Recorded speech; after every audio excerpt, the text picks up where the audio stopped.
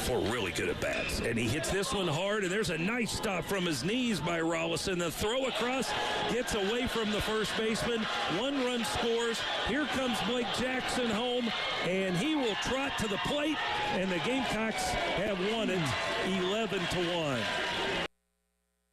Those were the words last night of Derek Scott as South Carolina pulls off an 11-1 victory last night over Presbyterian, run ruling the Blue Hose. How many runs? 10. Oh, okay. I don't know. We've done this before. Yeah, 11-1. It used to be mercy rule, then it became 10-run rule. Now it's just the run rule. Run ruling them 11-1. I got a bigger question for you in this segment, though, that is actually a serious conversation, because last night it was Ethan Petrie's 2-run home run that got things going with taking the lead. Gamecock scored 11 straight runs last night. I want to circle back to Ethan Petrie here in just a minute. But get up and get going. 6:01 here on your Wednesday morning, halfway through the week. Hope you're doing well, and we're ready to get into a whole lot of stuff with you from South Carolina's win last night through an interesting day. Preston Thorne, first time. Not the day to have an interesting day, because then we're all staring like, maybe this is happening. Is this a joke? No, not a joke. Yet this is going to be true? No. Only one significant clown tried to make a joke on April Fool's Day, and that was Tiger Woods. And I just want to announce, Tiger Woods, you are cooked. The idea that Tiger Woods would put on his X account that he's coming back for the Masters, and then to say, oh, no, it's just a joke. Tiger, we're not here for that from you. What are you doing? What are you doing, Tiger? Yeah, I didn't. My eyes were always very skeptical on anything I saw yesterday. Like the very first thing I saw on social media, and after that I tried to steer clear a lot. The very first thing I saw was Arizona State announcing they were going to I guess more of a maroon field. Did you see that? That they were changing their field to look like something like the blue turf at Boise, or I believe what Eastern Michigan has, the gray turf, and the Arizona State was going to go to like the maroon turf. And I was like, and at first I was like, huh, and I was like, oh yeah, that's right, it's April Fool's Day. And then later Florida State did the same thing. Yeah, and then we're copying each other's jokes. What are we doing? Yeah, what are we doing? So I'll admit I missed the Tiger Woods situation. Speaking of cooked, by the way, I didn't have this on the opening segment rundown. Braves lose again last night, 0-6. Long season. Cubs won. What'd you say? Cubs won. Cubbies won. Yeah. We've Chris Sale takes the loss last night for the Braves. They dropped that game 3-1 to L.A. and they will play another one tonight out there in L.A. and tomorrow we'll do our Chop Talk segment. But yeah, the Braves last night they did score early this time. They had a lead. They were cruising there for a little while, 1-0, and then they give up 3 in the 6th. But they go down last night, and they're now 0-6, which is becoming quickly, Preston, one of their worst starts. We might be, if they lose tonight, we might be circling Friday for a Braves edition of, even though it's a long season, biggest game of the year. I like it. Home opener against the Marlins. might want to just. But if they lose tonight, I'll put it down. You might want to circle that. This is the first time since 2016 the Braves have hit 0-6. That year they opened 0-9 excuse me, I said 26. 2016 the Braves opened 0-9, but they lose last night. But back to, go ahead. Really quickly, I can't believe I'm saying this, but a few weeks after rupturing my left Achilles, the sleeping in a hyperbaric chamber plus the explosive lifts, my doctors and trainers have me ready to play the Masters next week. Can't wait. See y'all on the course. Then he retweets it with, P.S. April Fools, my Achilles is still a mess. Yeah. Tiger, you're not known for having a sense of humor. Exactly. You've got a sulk and just not Mr. Personality, and this is what you're going to try to do. Like, You guys are taking this a little bit too seriously. No, Tiger's a clown. He's trying. That's the point. He's trying to, like, I watched a lot of that TGL where he is mic'd up, and he's cutting up with his son. His son was in the stands, and I think if you watched the TGL, you saw him trying to show a personality, but it's just not there. Like, you just Is there anything in there? It's just not there, and he's just too serious of a guy. And I felt like this is another attempt at it. I didn't pay attention to this yesterday, but yeah, Tiger Woods not back for the Masters coming up next week. Next week here on Wednesday, I think we'll be out and about. We'll tell you more about that as we get set for Masters Week next week. But 803-404-6100, how you can weigh in.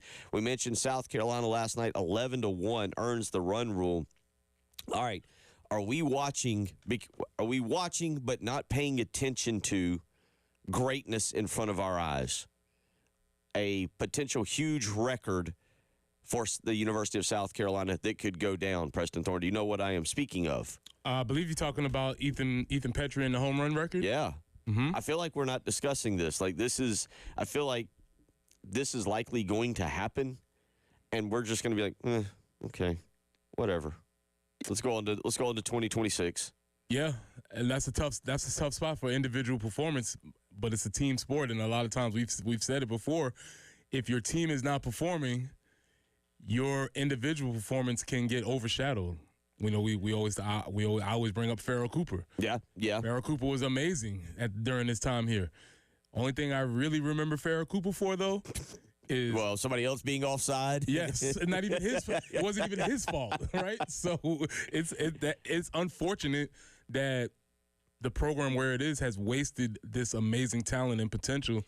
But kudos to Ethan for continuing to play well. If this continues, this might be a topic of like the best players that we don't consider to be the best players. AJ Lawson is up there for me in basketball as a really good player that basically gets no credit. Ethan Petrie may be that guy. Anthony Wright at the University of South Carolina, right before you came in, was really good. Had an injury. John Abraham is honestly another one that we don't I think talk about because as you kind of mentioned, he was on the 2000 team, but obviously he was on teams that were 1-10 and 0-11, and it's kind of like, oh yeah, John Abraham, but he should kind of be in the Hall of Fame, and yet I don't feel like he gets the love from South Carolina fans maybe like he should. Ethan Petrie may go down in that same kind of vein here if he surpasses Justin Smoke for the all-time home run record at the University of South Carolina. Yeah, there's definitely warm feelings attached to teams that win. Right. And when your teams don't win, like Sindarius Thornwell, we give a whole lot of credit to. His teams won. Right. That's how it goes. So, but it's interesting last night. But yeah, they win 11-1. Speaking of Sindarius Thornwell in basketball, again, interesting day yesterday. Bill, I think you're underselling it. I don't know how to sell that again because it was April Fool's Day. Meechie Johnson is back. Meechie's back. Cam Scott's gone. Cam's not here anymore. Miles Studi apparently is back. Kind of. Maybe. Maybe, kind of, yeah. He's right. Jamari Thomas is testing NCAA rules. Did you see that one yesterday? Why not? Just enter the portal and see if anybody notices and you play a fifth year that we didn't know you had. Listen, man. I mean, people are doing it in other places. Why not? Of all the stuff that happened, the Jamari Thomas news was, I thought, the funniest yesterday. A guy who is out of eligibility, from my understanding, and John Whittle put up on thebigspur.com that he even asked at somewhere at the end of the season, he asked Lamont Paris. John Whittle's line was he asked Lamont Paris if Jamari Thomas had another year of eligibility. He said Lamont Paris looked at him like he had three heads, indicating like Lamont Paris is not aware that Jamari Thomas had another year of eligibility. So we'll get into all of that coming up here in the next segment. A lot to get to as Meechie's back. Also coming up this morning, we got Chance Miller, Coastal Carolina athletic director, and maybe head chef, head nacho maker, hot dog slinger. Hey, man, you got to do it all. Popcorn popper. You got to do it. You got to do it all. Soda refiller. Hey, listen, the AD has a lot of keys on his key hook. You know, you just do a lot of jobs. He's got to get down there. He's got to get the hot dog rollers going for football games. We'll talk with him for about 30 minutes this morning, not just about what he's doing down at Coastal Carolina, but also about the current state of NCAA athletics as an athletic director, spring games, all kinds of stuff with him. So Chance Miller, athletic director for Coastal Carolina, will be joining us this morning from about 7:12 to about 7:40. Look forward to catching up with him. Along the way, we've got a few other things we'll get into this morning. We'll talk a little Tartan Day South later coming up this morning. So a lot to get to. If you want to be a part of the program, 803-404-6100. Again, that's 803-404-6100, how you can be a part of the program. You're listening to Preston Thorne, Bill Gunner, Jen Jensen. It is the early game.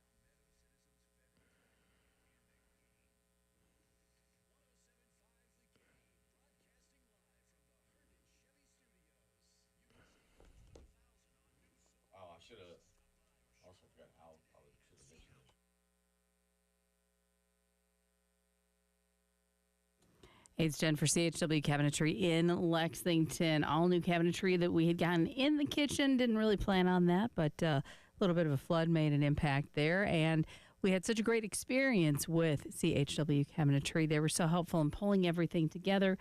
We got the photorealistic rendering of the kitchen being completely finished. I'm telling you, that made such a difference when you're looking to pick everything else out to get your finished kitchen. But we have also utilized them because of such a great experience to replace some cabinetry in a couple of bathrooms as well. Still an awesome experience. They can help you organize a bedroom closet maybe if you're wanting that to be a little bit more functional. Maybe you want some drawers. Maybe you want to get rid of some of those wire hanging racks. Maybe you have a home office workspace you're wanting to create. Just visit chwcabinetry.com or call them at 803-520-6837. Tell them Jen Jensen sent you. CHW Cabinetry, locally owned. Passion from inspiration to installation.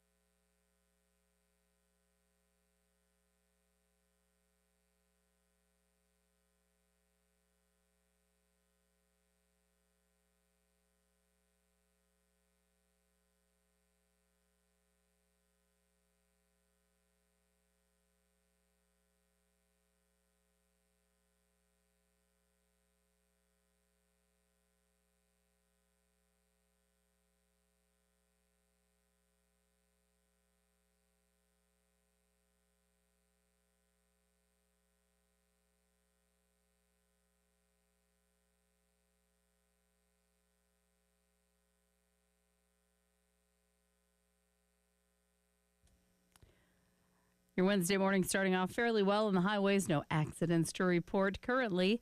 And your forecast goes, might see a couple showers this afternoon. Not any kind of a washout, but just a pop-up shower here or there possible later this afternoon. 81 for the high. 87 tomorrow, 89 on Friday and Saturday. Come Sunday, about 87, and maybe some late day rain, cooling down next week a little bit. So a little warmer temperatures this week to enjoy. Right now, it's a little bit overcast, and we're looking at 62 on 107.5 The Game.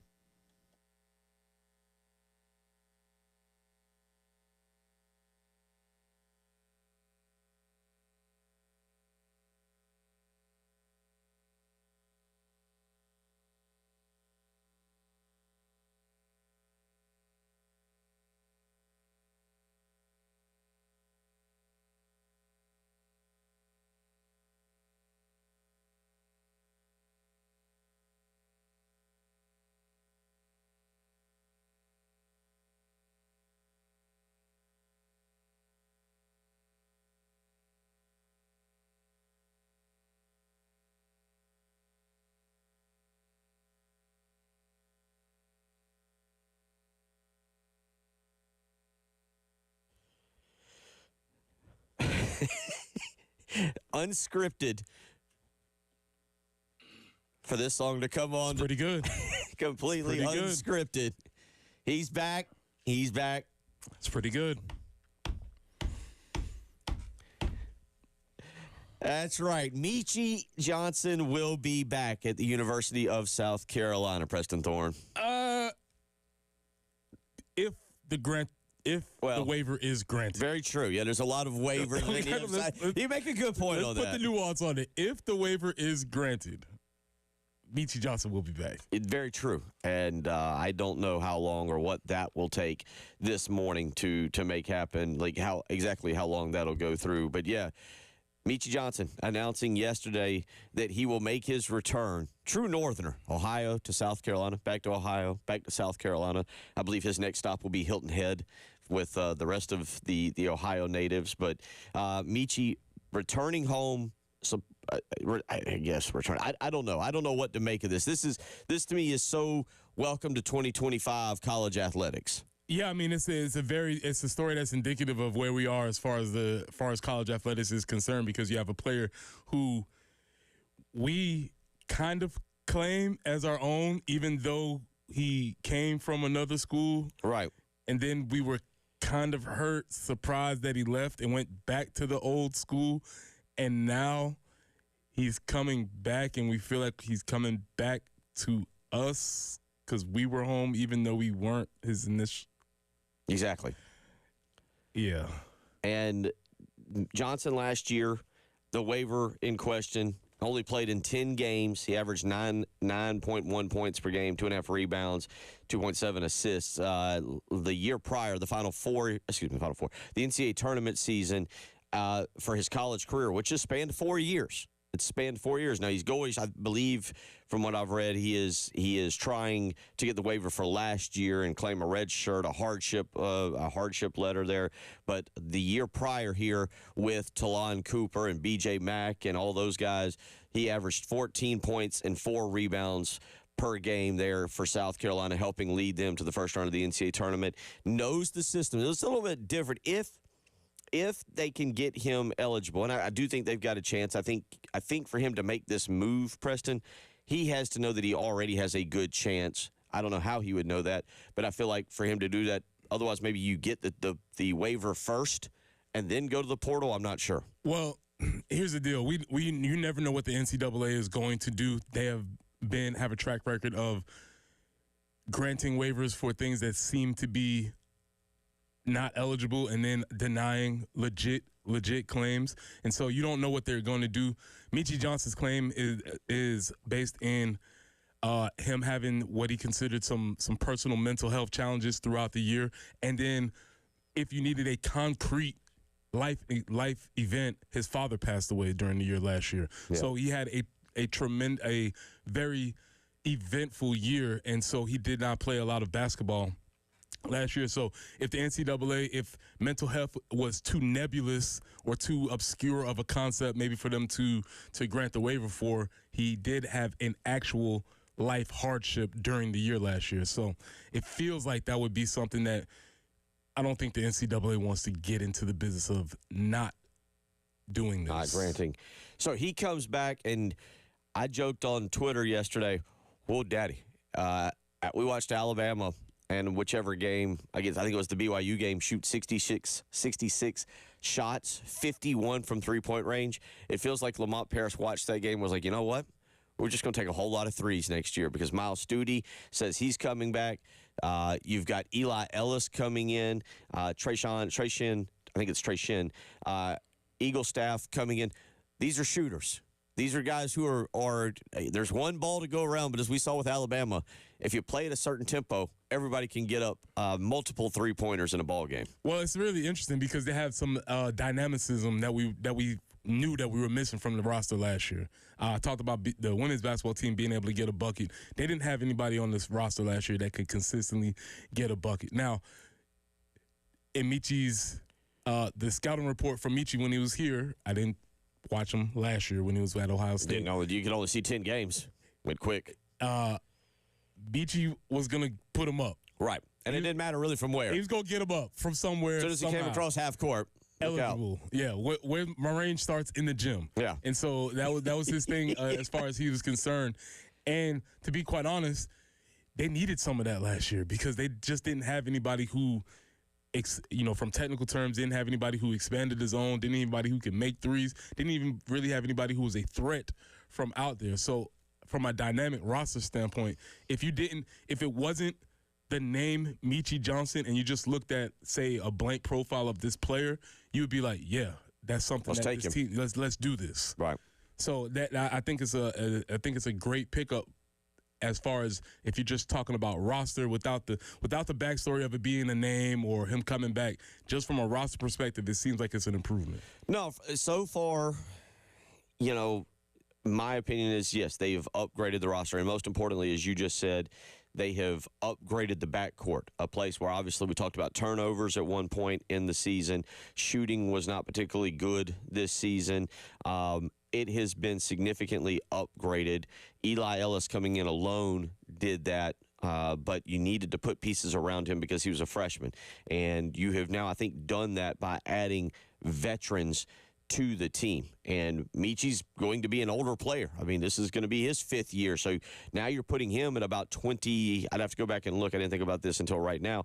You're putting him at about 23 years of age. Think about that for just a second, because South Carolina, when they had their success last year, what they did, or 2 years ago, I should say, when they had that success, it was all with older players. These were guys that had been experienced. They went from, I think it was Lamont Paris who said, they went from being one of the youngest teams in the country Lamont's first year to being one of the oldest in his second year, and it was that experience that really paid off. And also you look at a guy like Trey Shin Eagle Staff. He's been in college for 3 years. So he's going to be another guy who's going to be close to 22, maybe 23 years of age, who has been around Preston and understands the game. I know it was at North Dakota, a little bit different coming to the SEC. Then you've got a guy, again, coming in also, or you got a guy coming back, Miles Studi. And we got to check Miles Studi's birth certificate because he might be pushing up on 30 years of age. Yeah, Miles has been around for a long time. Again, another guy who has been here for a while. You get him after his time at Vanderbilt, and so that definitely hurt the squad last year, not having him being able to make some of those threes and do some of the things that he did on the court. So from a roster perspective, it seems like an upgrade in just pure talent. But that's not what's interesting to me. What's interesting to me is the idea that a player leaves, comes back, and this is what we're talking about as far as college athletics is concerned. It is. It's where we are. And now if this had happened to us, we'd be upset, right? I mean, like today's radio show, the tone would be entirely different if let's just say Cam Scott did this, because Cam and Michi are similar in terms of rankings, and that's the other part of this. Cam Scott enters the transfer portal, so let's say that he goes, just hypothetically, goes to Texas and has 2 good years, and we're like, come back home. come back. Your family's here. Come back home. And he comes here and he struggles and then leaves again and goes back to Texas. Yeah, I think it's all individual, it's all circumstances. I mean, this to me demonstrates that, and there was documented proof and quotes from Lamont that when Michi left, he made a personal decision. We don't know what was going on. We don't know what was going on in his personal life. Obviously, his father passed away, so maybe there were some things that he wanted to get closer to for being at home. But it seemed like when he left, the door was always open, and they left on a positive note. Obviously, that's evident because he's allowing him, and he wanted to come back. So it seems like everything's all good. A lot of things that I heard were that it was not when he left, it was not an NIL decision. It was a personal family matter, and I think you kind of mentioned that in terms of the waiver there, that there was some family matters that he felt it would be better to be closer to home. Obviously, his father being a coach up there at a high school played a large role in it. I remember at the end of the 23-24 season, they made a comment that was like the first time his dad had been able to actually watch him play in person. In the tournament. That's difficult. So I could understand why he left. I think I was a little surprised. I thought he might have tested the NBA draft waters instead of transferring. But again, it didn't go as particularly planned for him at Ohio State last year. But let me repeat, it's not like he went up there and averaged 4 points or 3 points a game. He went up there and averaged 9 points. He was almost a double-digit scorer. He was still doing some of the things that he had been doing here. It's just he ran into some personal matters off the court. Yeah, and that happens. And this is part of the process, part of the thing. Maybe he's found a new place for him. Maybe he's found that staff didn't necessarily work for him, or that institution didn't work for him, and so he's coming back to a place that's better suited for his future goals. 803-404-6100, how you can weigh in if you want to do so this morning. Spring practice continues to roll along. I guess. It's happening. It's out there happening. I saw a game. I saw footage, so I guess it's happening. Well, they're at least scaring people. Yeah, I was going to say they're at least dressing up like they're going to play a game, and they're acting like they're mannequins. We'll tell you more about that. You're listening to Preston Thorne, Bill Gunner, Jen Jensen. It is the early game.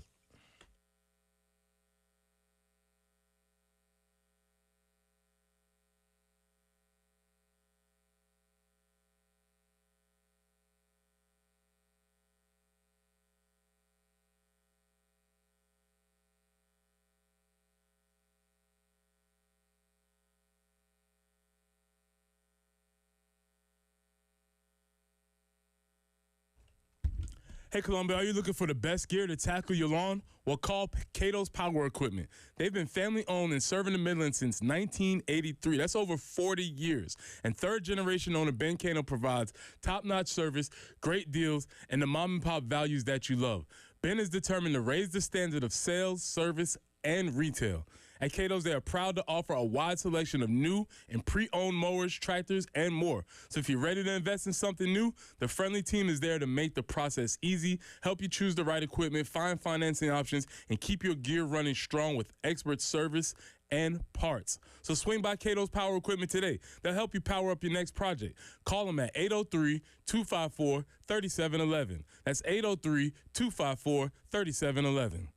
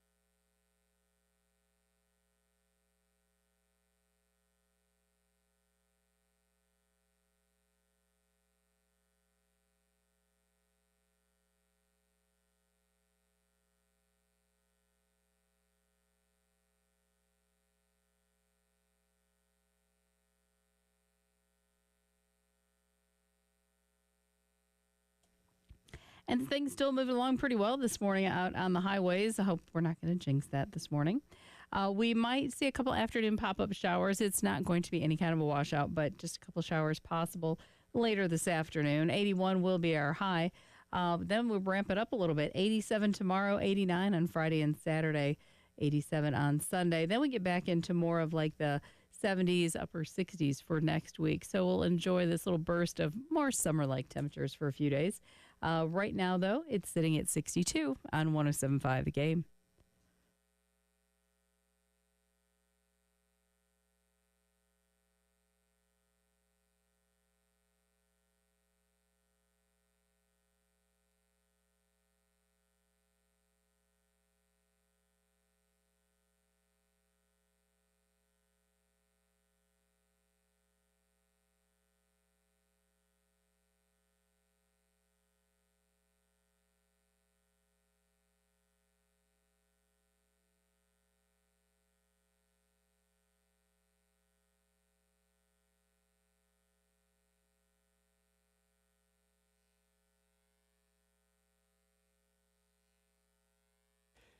Eight zero 404-6100 as we roll along here on your Wednesday morning. And I'll repeat again, fresh off of April Fool's Day, we can all feel safe now. We can go out, you can read social media without having to worry about being punked, tricked, or Tiger Woods. What? You think that now you can go read social media and not be fooled by something? Yeah, no kidding. Oh, boy. Good luck. Now it's if it's on social media, it's real now. Oh, okay. All right. Yeah. All right. Yesterday was questionable. The rest of the days, if you go and read something, Mark it. odds are slightly like it's real. 803-404-6100. Coming up in just the next segment, we'll catch up with Eric Frazier with the Tartan Day South event coming up this weekend. He will be participating in it, and we will get a lot more. We'll get a course on Tartan Day South and some of the events. So that's coming up here in the next segment. 803-404-6100. If you want to weigh in on anything you hear in this segment, though, and Preston. Spring ball's rolling around. You actually saw some video. You saw some footage. So you know there's tackling and hitting and throwing and catching. I did see there was a video. They did put out some propaganda yesterday of Lenora Sellers participating in a drill in which he was blocking, and I had a lot of questions about it. I have a lot of questions. I'm going to leave my pessimism to the side and my general disdain for quarterbacks. Okay. But Lenoris was participating in a special teams drill in which he was, quote on air quotes, blocking. Do you know what? I'll leave it at that. Yeah. We'll get to that because apparently he just jumped in. Wilsey had a green jersey on, but that's neither here nor there. Does that upset you as a defensive lineman or any player that you're like, really? You're trying to show a little bit of extra effort is not necessary now because if we hit you in this drill, we can't hit you when you're the quarterback. Come on, man. Now you're in an actual contact drill. Come on, man. Trying to show out like, oh, I'm a team player. I'm here. And everybody's getting all excited about him. First of all, they're getting excited about a dude who's 6'3", 245 pounds blocking, and the dude he was blocking was not. I'll just say that. I don't know who it was. 5'7", 150 walk-on. He was not. Okay, I'll say that. Hunter was out there. It was blocking him. I'll just say that. But also, yes, Wilt's wearing a green jersey. But I get the gesture. I understand it. Shane Beamer having his weekly press conference during spring practice yesterday. Here is him talking about what he has seen that has been surprising, some of the surprises so far.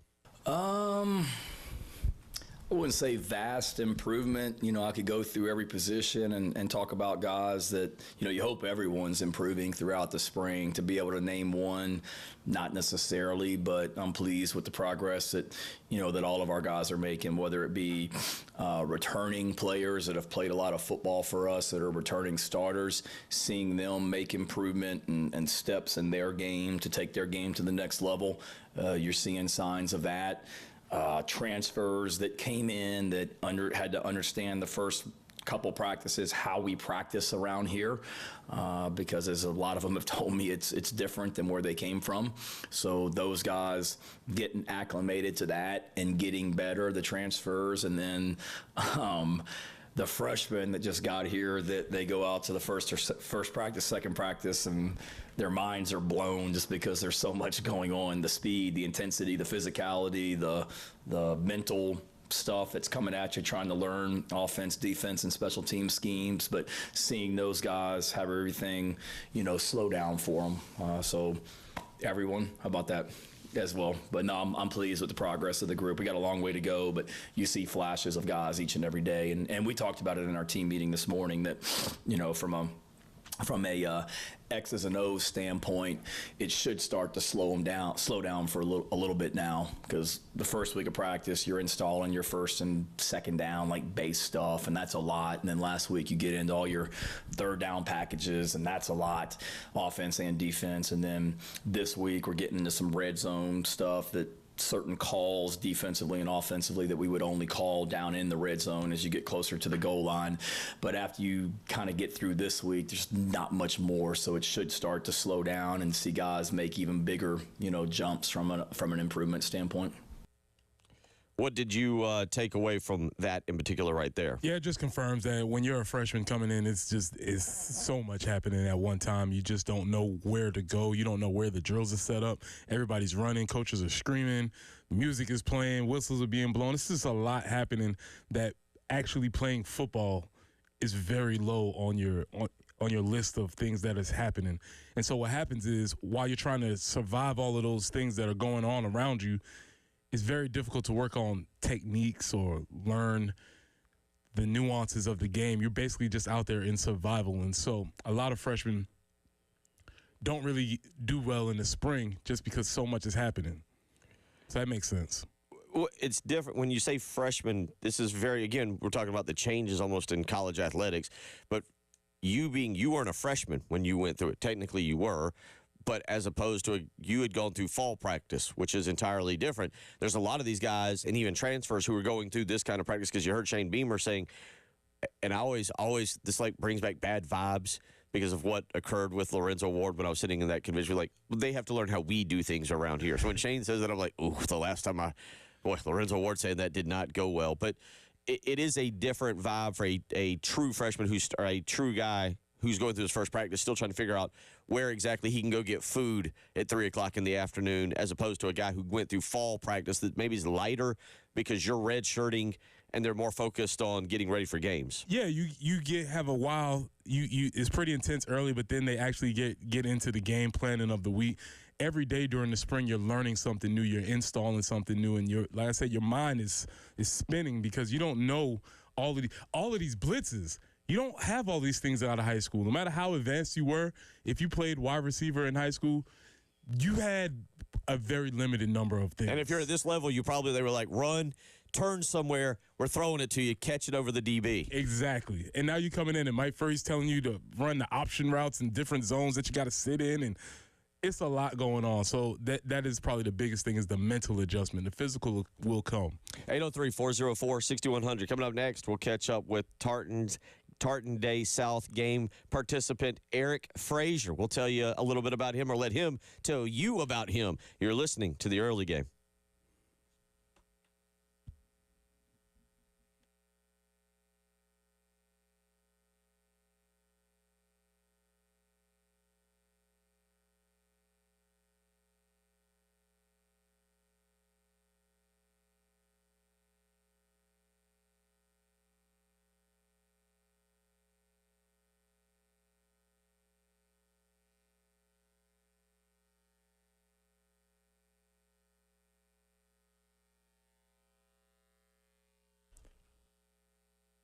Pressing in for our friends at Integrated Media. Listen, we've been telling you all the time that you need to get yourself ready, and now here we are in April. We got major events on the horizon. How cool would it be to be sitting outside enjoying all your multimedia needs that can be settled by Integrated Media? You can get Samsung Terrace TVs that are waterproof, Sonos outdoor speakers for TV and music, Wi-Fi that works indoors and outdoors, so you can have all your screens going. You can have your computer going, with your TV going, with your iPad going, with your phone, and it won't be any lag time. You can control all your devices from just one remote. So from home theater setup to adjusting your thermostat or monitoring your security system from your cell phone, Integrated Media is the company that you need to call. Call Nathan and Michael at 803-948-8327. That's 803-948-8327. Or you can reach them online at integratedmediainc.com. That's online at integratedmediainc.com.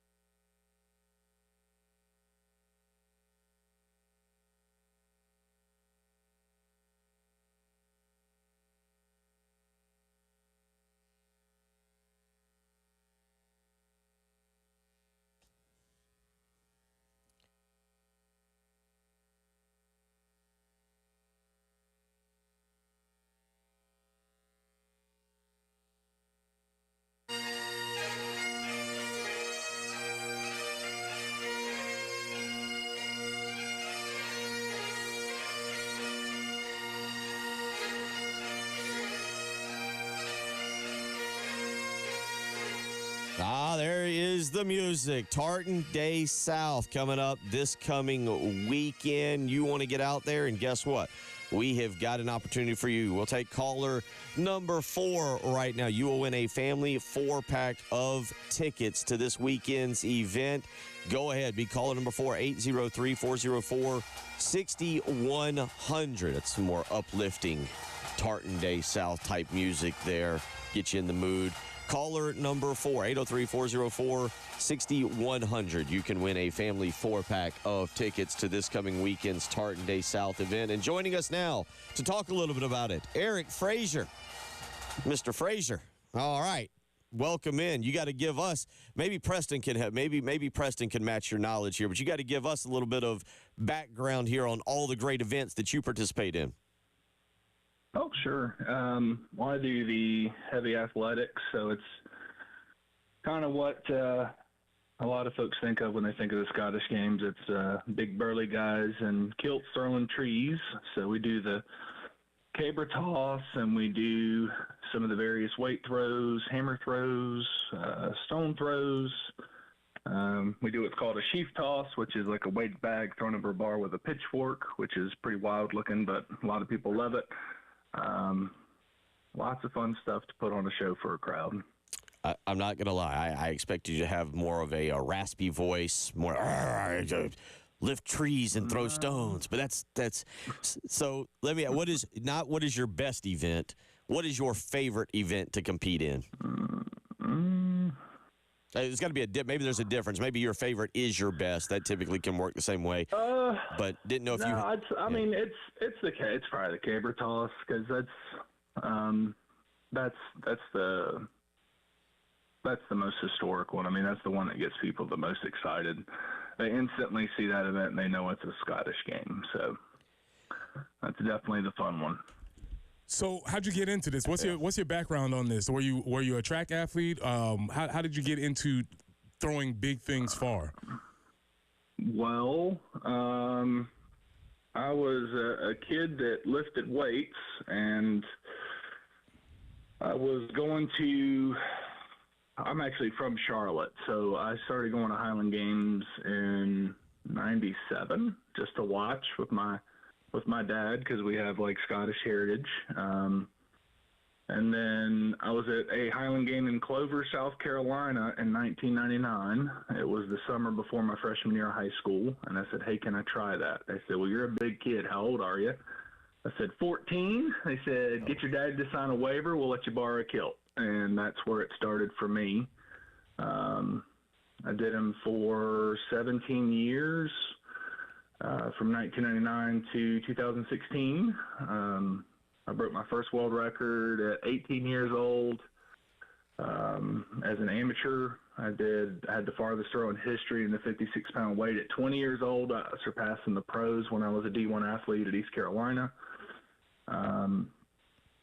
Stopped competing for 8 years, and then my girlfriend and I started dating last year, and she has been competing since 2008, and she was like, "Well, why don't you come back and throw again?" So I started training with her last year, and I'm turning pro again this year at 40.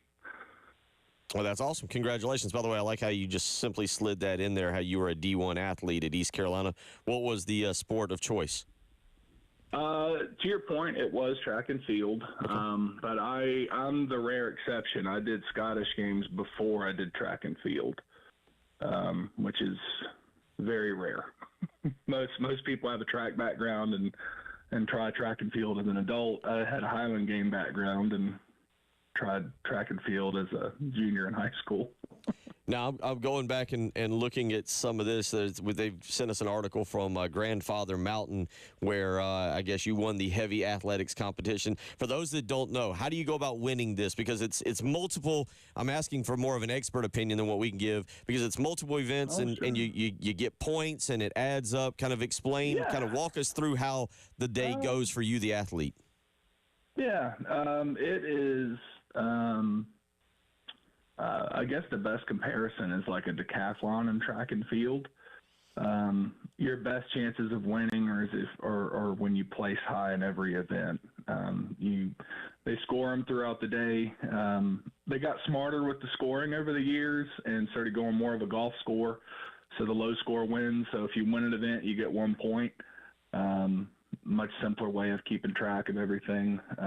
When you're out there as an athlete, you really have to pay attention to what everybody else is doing and where you're standing, especially as you get towards the end of the day and you get to the height events. Just a mental mistake and getting a miss at one of the heights, even though you may clear it, can cost you the competition if it's close in points. So you really got to be focused throughout the day. Now, I want to go back to the caber toss that you mentioned. Walk us through that. You kind of mentioned it, but how do you go about practicing that? What does practice look like in that? This could sound bad. I don't practice for it anymore. Okay. I did it for so many years. It's just ingrained in me.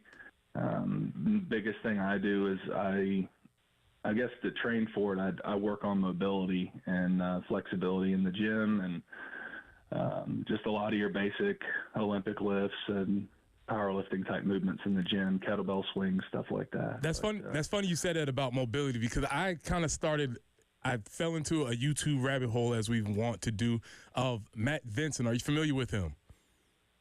I am. Mm-hmm. Yeah. So the only reason I found out him is because of meathead mobility. And so why is mobility so important for somebody who just wants to throw stuff? Well, it's kind of like being, a football player or anything else. I mean, it's great if you're big and strong, but you've got to keep that tissue healthy if you want to reduce the risk of injury. Especially as you age, as you get into your 40s, connective tissue gets stiffer, and we really do start to get a little more brittle as we age. So the old adage is motion is the lotion. So if you want to keep your joints healthy and pliable, you've got to move. I mean, being strong is great, but being able to be functionally strong in full range of motion, having flexibility and having that elasticity of the tissue that's critical. We don't train exactly how, some of the athletes at USC might train. We have to spend a little bit more time warming up as we age as athletes, and we have to spend a little bit more time being focused on mobility, because your body just changes as you get more wear and tear. Before we let you out, you'll be here in Columbia this coming weekend. Is there different venues that stand out to you? Like, is this one that you get really excited to come down and participate in? Yeah. I mean, the little town of Casey is actually where I train. I train over at Vertex. I train it's a physical therapy place, and in the back they have a CrossFit style gym. But yeah, I love the town of Casey. This is now my home games because I'm now a resident of West Columbia. But yeah, I came here the first time in 2012, so it's been really amazing to watch it grow and to build the interest in the community that it has over the years. It's a really wonderful thing. Well, we look forward to seeing you this coming weekend out there. We appreciate you taking time out to join us this morning. It's Eric Frazier. Real quick, is your nemesis Wes Kaiser? Is this what I'm reading here? No, I would say the nemesis. Wes threw for Appalachian State. I'm just a little bit older than him, Gotcha. but we threw against each other a little bit in college towards the end of my career. And I was there when he started competing. And actually, the athletic director for the Tartan Day South is the person that got him into the Scottish Games. Hey, we appreciate it. We'll catch up with you later on. Have a great weekend.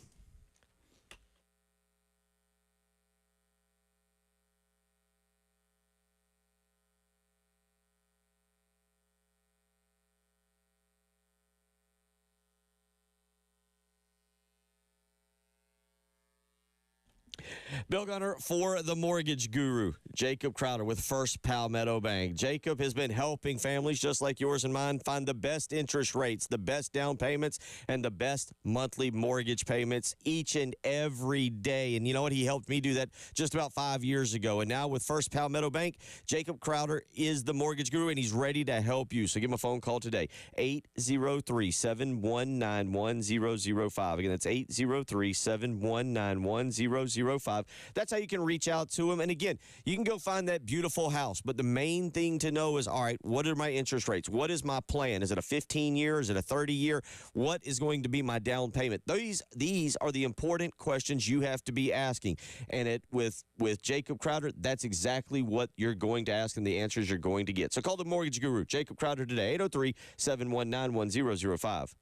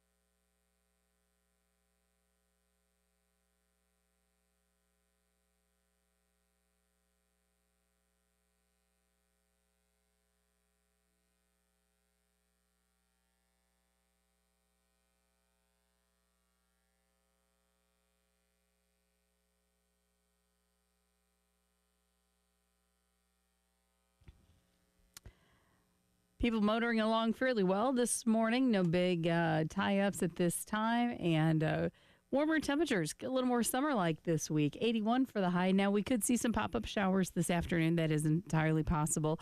But it's not going to just rain things out or ruin your afternoon plans. Just a few pop-up showers here and there possible. Then we ramp it up just a little bit more. 87 tomorrow, 89 for Friday and Saturday, 87 on Sunday with some late rain coming in, and that will usher in some cooler temperatures for next week. We'll be more in like the upper 60s, low 70s next week. Right now, we are sitting at cloudy conditions and 62.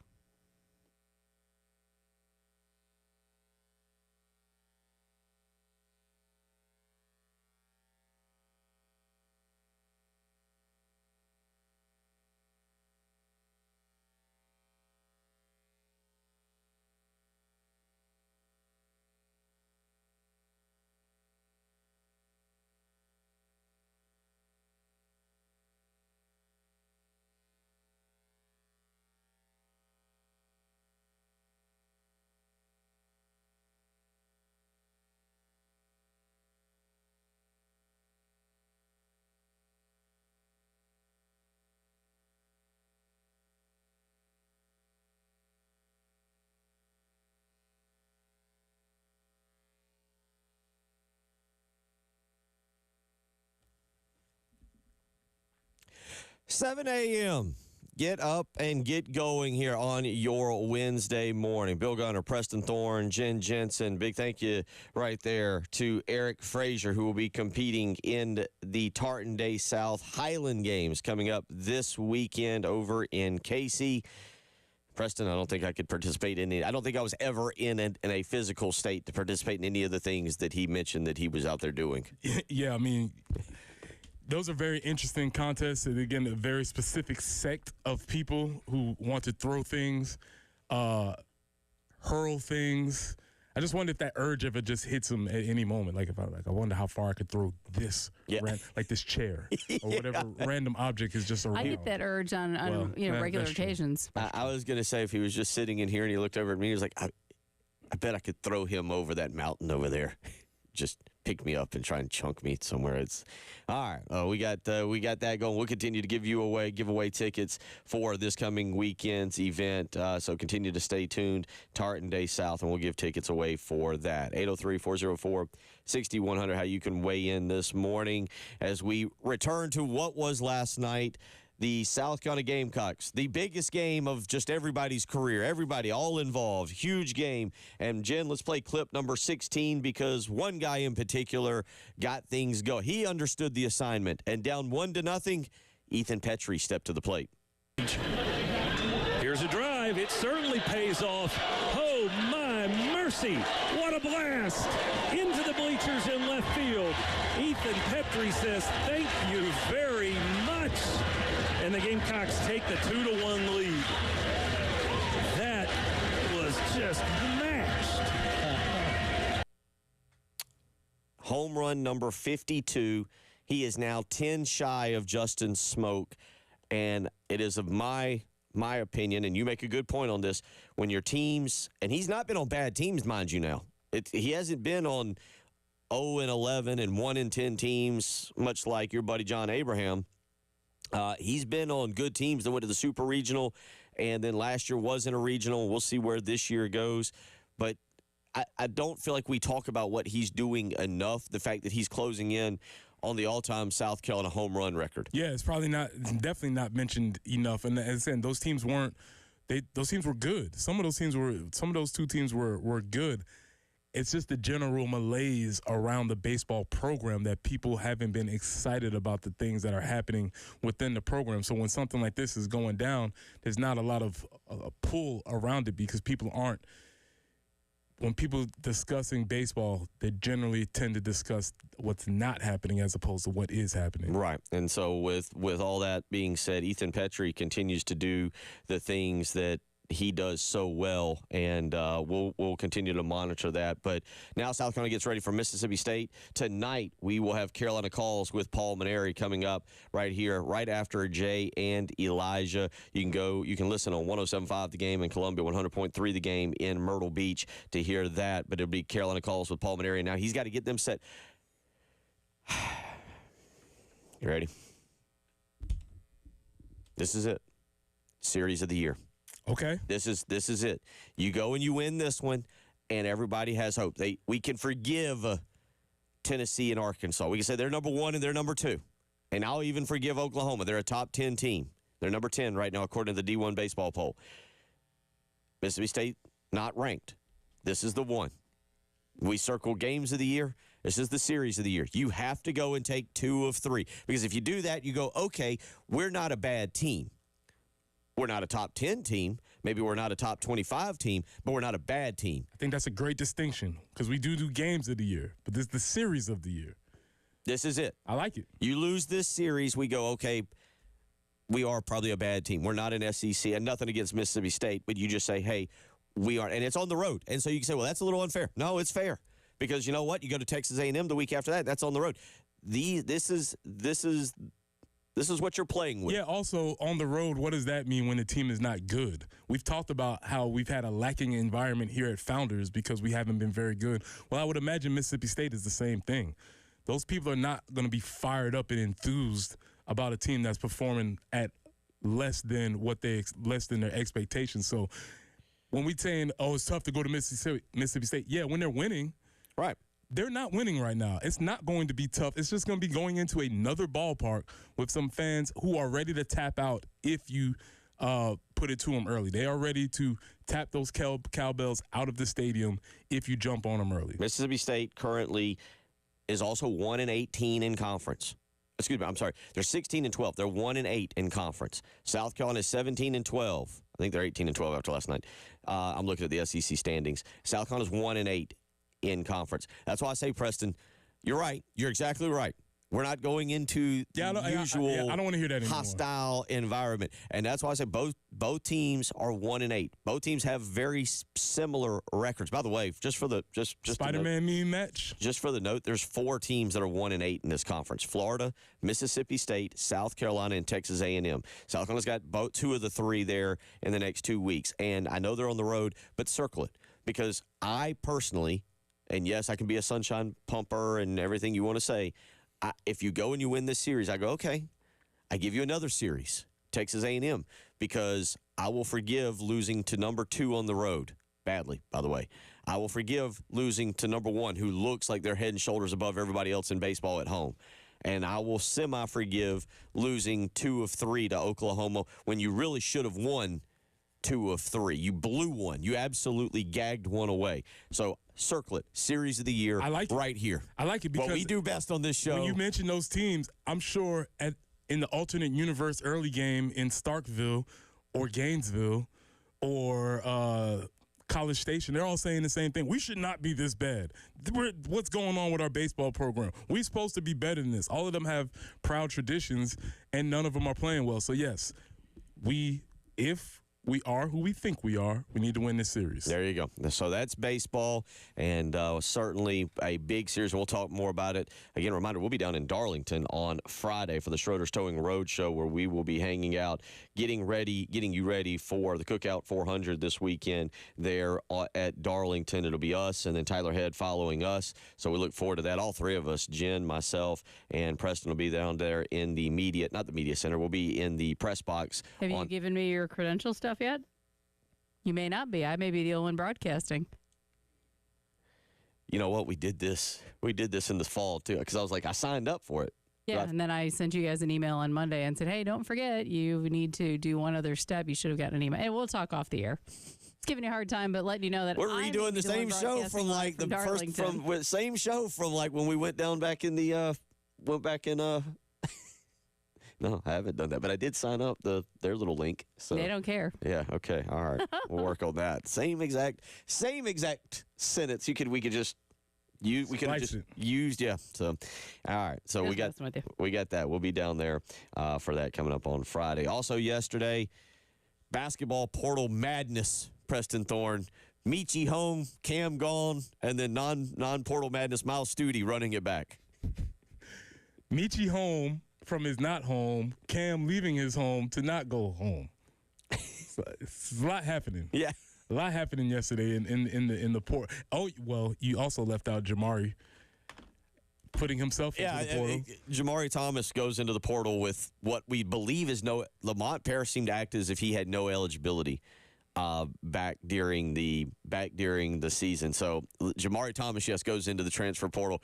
This is going to be wild. Does he get kicked back out? If we open the curtain here, would we just see Jamari Thomas thrown back down Gervais Street here, portal, just a hand coming out of the portal and stop? It might. That's how it might go down. I don't know. I don't know how you enter the portal with no eligibility left, unless you just, hey man, somebody might slip up. I'm really interested to see where South Carolina's portal entrance end up, where Cam Scott ends up, where Zach Davis ends up. Definitely where Jamari Thomas ends up because of the lack of eligibility thing. Arden Conyers, where he ends up. I am really, really interested to see where those guys end up. And we'll talk more about that as we go through the next few weeks. But that was yesterday. Michi Johnson announcing his return to the University of South Carolina. Cam Scott announcing late yesterday afternoon that he will be transferring out. And, yes, Jamari Thomas, who, again, we don't know about his eligibility, but he appears to be transferring as well, or leaving. We're not real sure. 803-404-6100. But coming up next, we talk free food. We talk NCAA athletics. Chance Miller, Coastal Carolina Athletics Director, joins us. You're listening to Preston Thorne, Bill Gunner, Jen Jensen. It's the early game.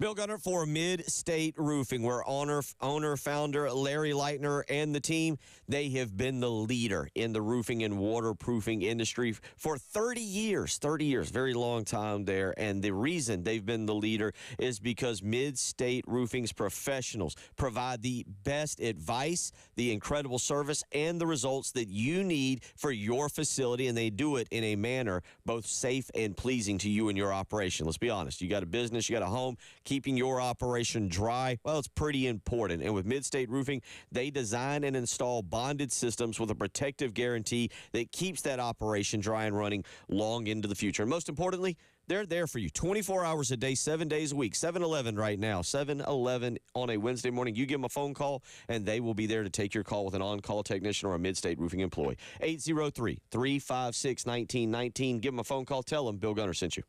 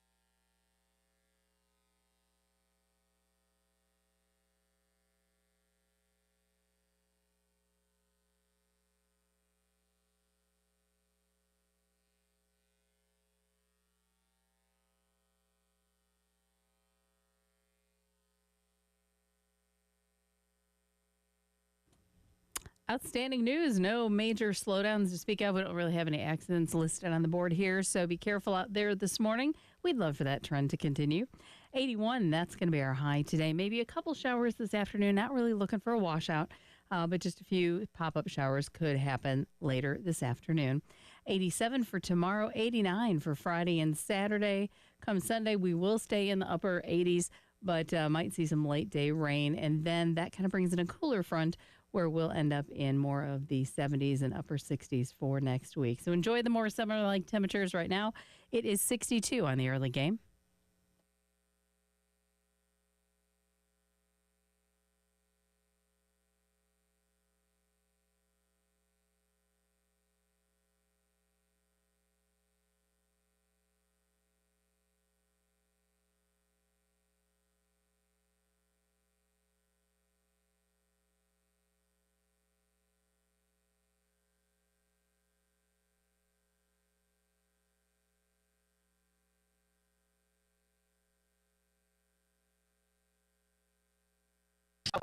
What's up, boss? Hey, how's it going? Good. What's the damage? Free. Free.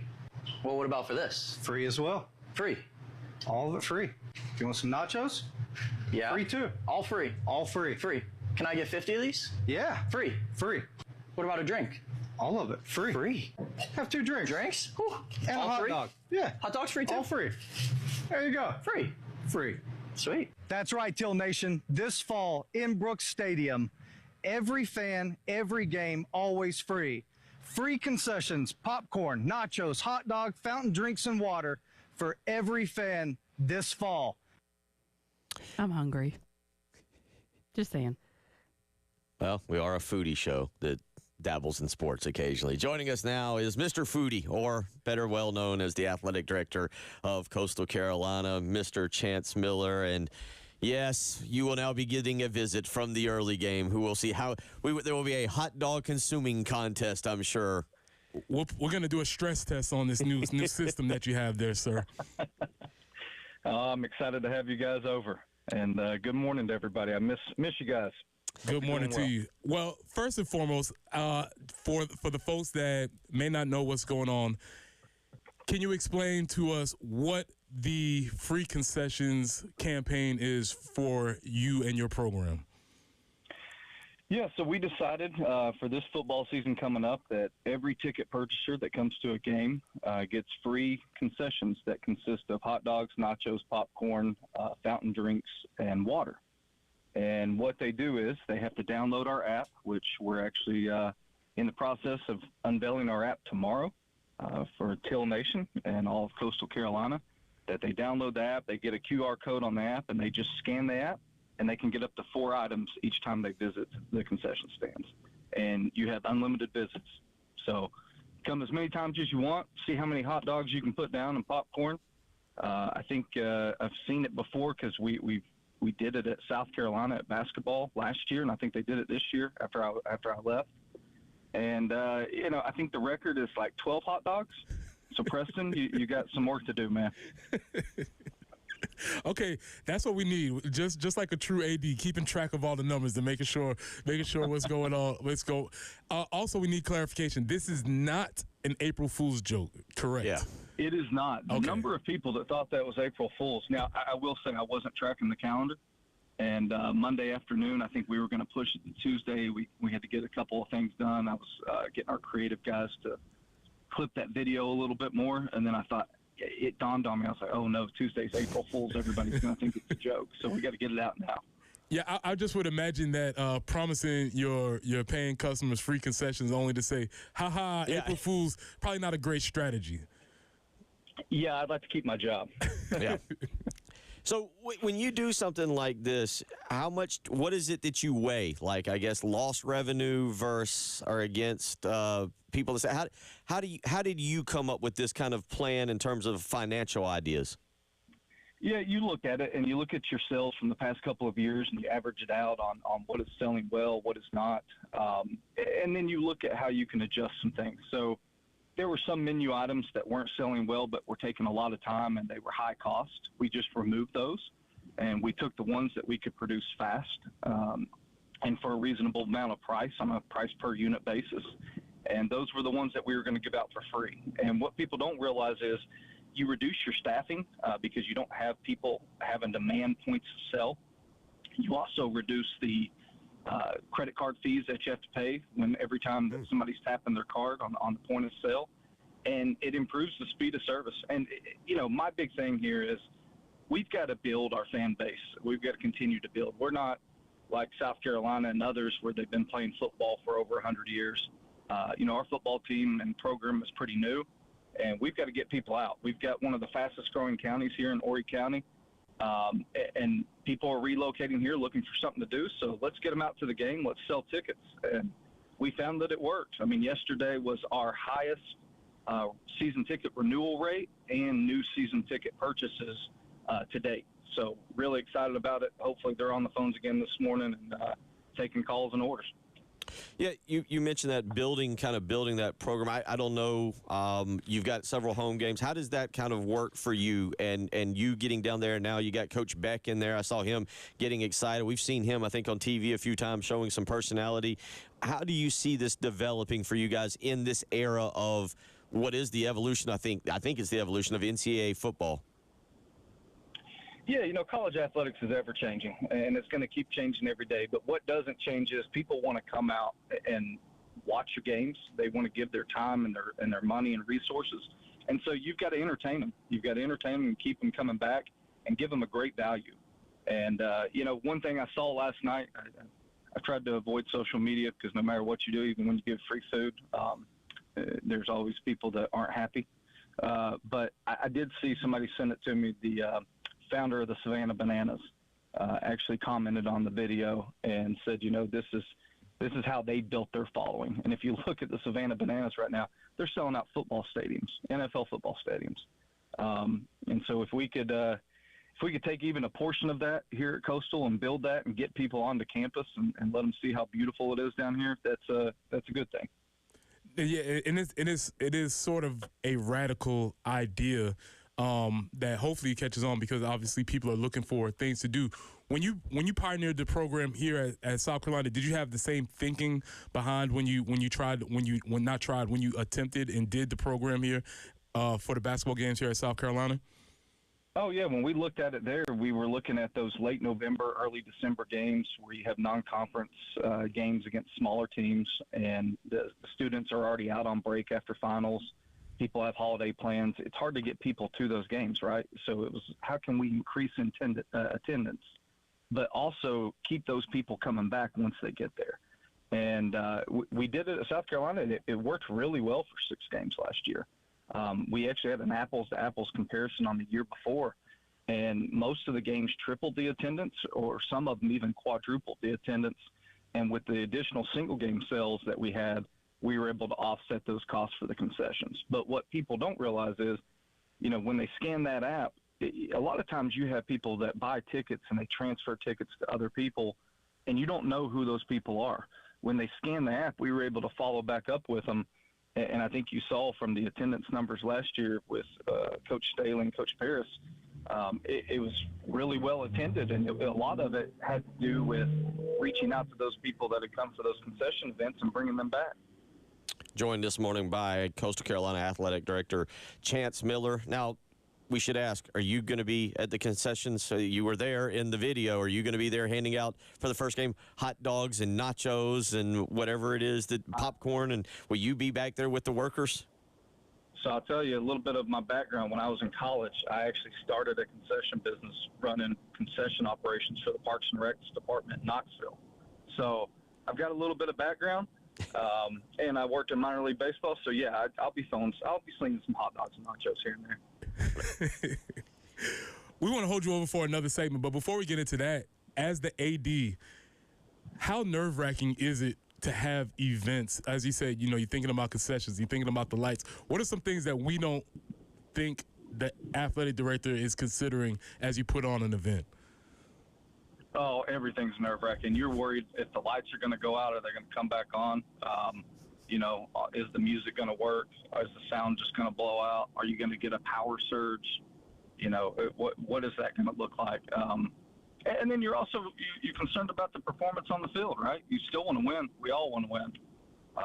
So, yeah, there's a million things that go through your mind all game day. My friends and family that come to games with me, I think they get annoyed because I just pace. Preston, I know you've seen me on the sidelines. I just pace all the time. So, yeah, it's there's a million things to worry about. But at the end of the day, you know what? We get to work in sports, and it's still fun. I was going to say last year, Coastal Carolina did get to a bowl game. Unfortunately, lost in the Myrtle Beach Bowl to Texas San Antonio. But you view this and we're going to get more into the big picture of NCAA and college athletics here after this question and in the next segment. But is it more now ever a year-to-year deal than a 4 to 5 year build when you look at your programs? I think it really is. I think with the transfer portal and revenue sharing coming up after the House case goes through, I think it really is year to year, especially at our level down here in the group of 5. It's going to be year to year because you have an outstanding player that really has a breakout season. You're going to have SEC, Big Ten, and ACC schools really trying to knock on their door and get them to transfer schools. So you've got to have you got to be nimble, and you got to be able to pivot quickly. He is Chance Miller joining us this morning, athletic director for Coastal Carolina University. When we come back, we'll get into the big picture of some of what he's talking about. That kind of leads us into the big picture of the NCAA, revenue sharing, what he as an athletic director is having to deal with. So we've got him with us this morning for another segment, and we will hold him over while he, I guess you're heading to a local grocery store to start stocking up on, because I heard the car in the background, start stocking up on hot dog buns. Yeah, just leaving Costco with all the hot dogs and the buns in the back. Yeah, I mean, look, that's got to be I would imagine now it's a daily trip. It's a daily trip. Be ready for the open. If my wife is listening right now, she's like, no way is he driving to Costco. He doesn't even know where Costco is. First, by the way, for the record, if you want to get down there this year, their opener Saturday, September the 6th against Charleston Southern. You got a great game the following weekend. East Carolina rolls into town. I love that matchup there with East Carolina and Coastal Carolina. That'll be Saturday, September the 13th. Also Saturday, October the 11th against Louisiana Monroe. And the game that I think we're looking at now is a Thursday nighter, the night before Halloween. Marshall comes to town for a Thursday night game. Also, Georgia State rolls in. That's turned into a little bit of a rivalry there. Saturday, November the 8th, and you will wrap up the season with James Madison, the final weekend of the season, Saturday, November 29th. So several really good games. I circle that East Carolina game is going to be a lot of fun. I like that little rivalry between East Carolina and Coastal Carolina, maybe trying to build that. And then that Thursday night game against Marshall, I think that's the one we're circling to try and come down and hang out. So we will talk more about that, but we'll get into more big picture NCAA stuff with Chance Miller this morning. You're listening to The Early Game.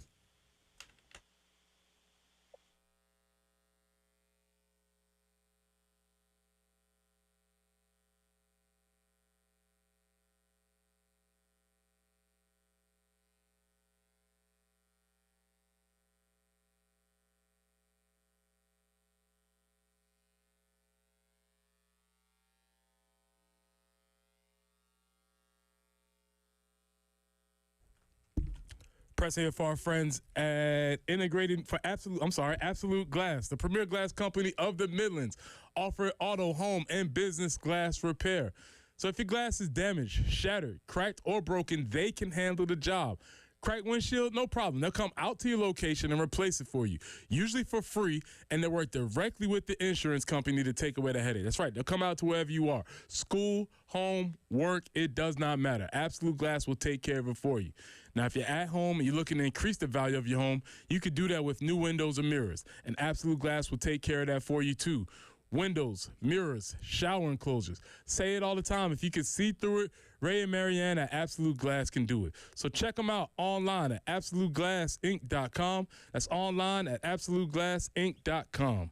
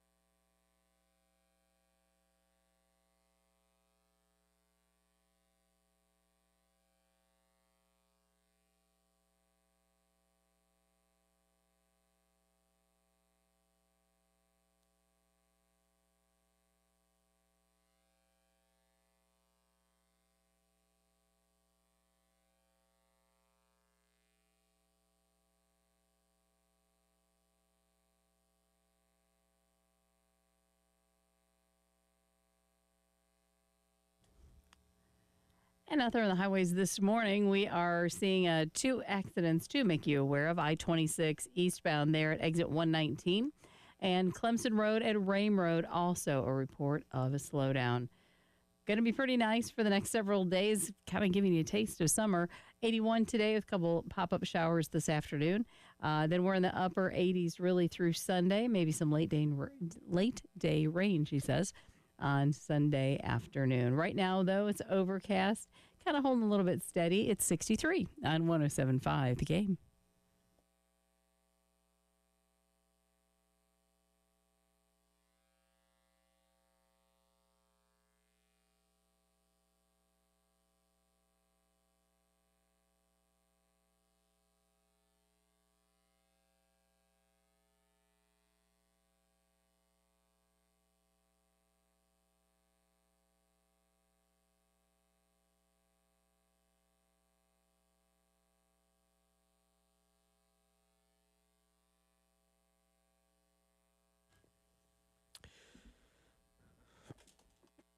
$7:34 on a Wednesday morning, April the 2nd, as Bill Gunner, Preston Thorne, Jen Jensen get up and get going. Joined this morning by Coastal Carolina Athletic Director Chance Miller, who yesterday, or I should say on Monday, almost played a April Fool's Day joke on everybody with free concessions.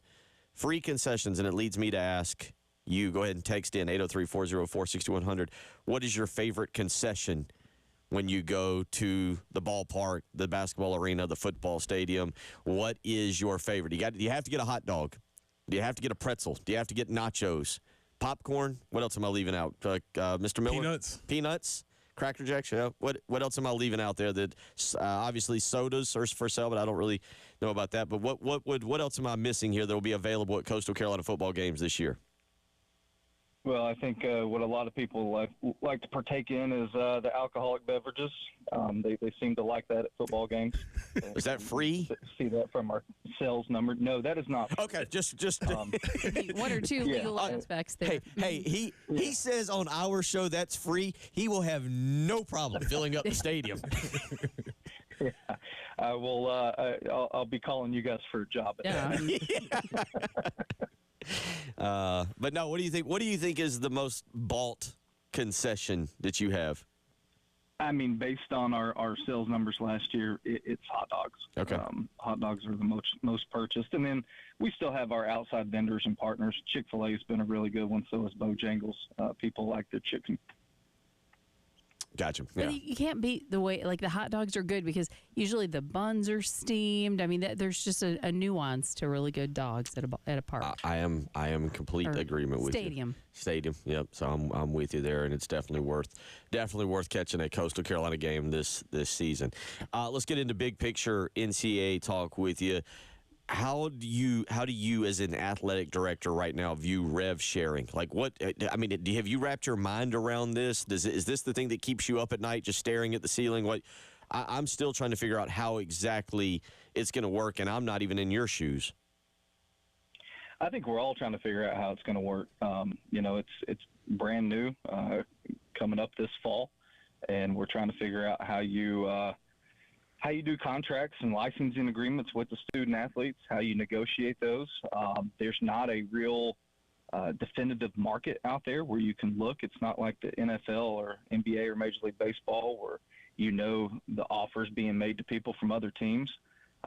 It's kind of this imaginary number, right? And you're trying to get to a good spot. But I think the people that are going to handle it best are those that think a little bit differently.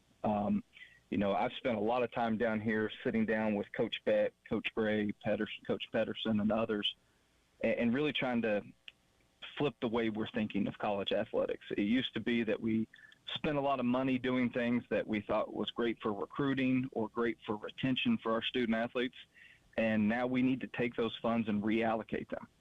And so the way we traveled, right, Preston, you know this, every football team wants to charter a flight to everywhere, whether it's a 3-hour drive or an 8-hour drive. And I think you've got to relook at those, right? Those 4-hour drives where you could get on a bus and get there, you don't need to charter. You need to put that money back into your student athletes and back into the product on the field. And I think those schools and those people that are able to flip that mindset quickly are going to benefit from it. And everybody's in a different spot. The Power 4 schools like South Carolina, they have the ability to go up to a very large number and share with their student athletes. We in the Group of 5 don't have that, right? So we've got to get a little more creative. But even at South Carolina and others, they've got to find that revenue. They've got to be able to replace it, right? And you've got to get creative. And I've told our staff down here, everything that we do and everything that we put out must have a call to action and have some thought of revenue production behind it. So like these free concessions, we're trying to sell tickets. And not only are you trying to sell tickets, you're trying to get them into your annual fund and into your philanthropic giving. So there's got to be some creativity on the revenue side. We're looking at outside events as well. I mentioned the Savannah Bananas. I'm trying to convince them to come here to Brooks Stadium and play a game next year in their spring schedule. We're looking at stadium concerts. We're looking at hosting some soccer teams for exhibition games and just doing some creative things that help produce that revenue that we can put back into our athletes.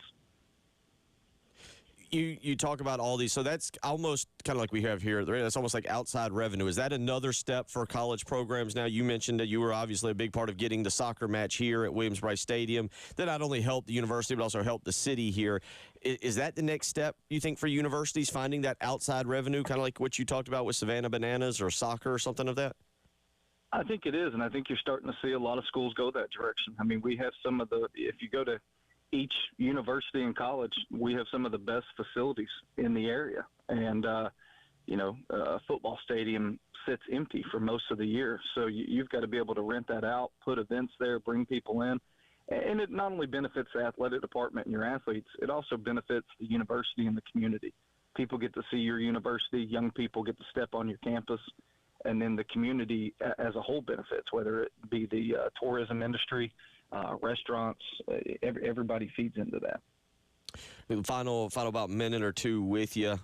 As you go through this revenue sharing, how do you have to value, you kind of talking about meeting with all the coaches, some of the smaller sports, the Olympic sports, or is that just something where they're just going to have to get whatever pieces or whatever scraps are left over?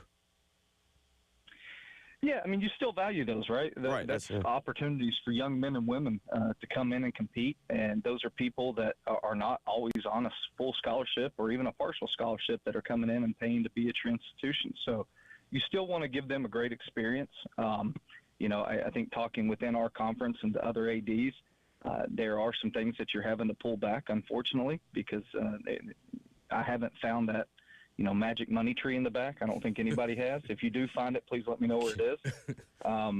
But you're still trying to give them a good experience. And at the end of the day, we're still not professional athletics, right? We're not Major League Baseball or the NFL. Our mission is still to educate young men and women, put them out into the world, and make it a better place. Chance, we appreciate it, man. We will definitely look forward to having you back on in the very near future. And, of course, mark us down, I think, for that Thursday, October the 30th game, and make sure you've got someone ready to handle all the hot dogs that we will be ordering. Absolutely. Chance, I can't wait, guys. We'll love to have you over. Chance, you said that number was 12, right? 12, yeah.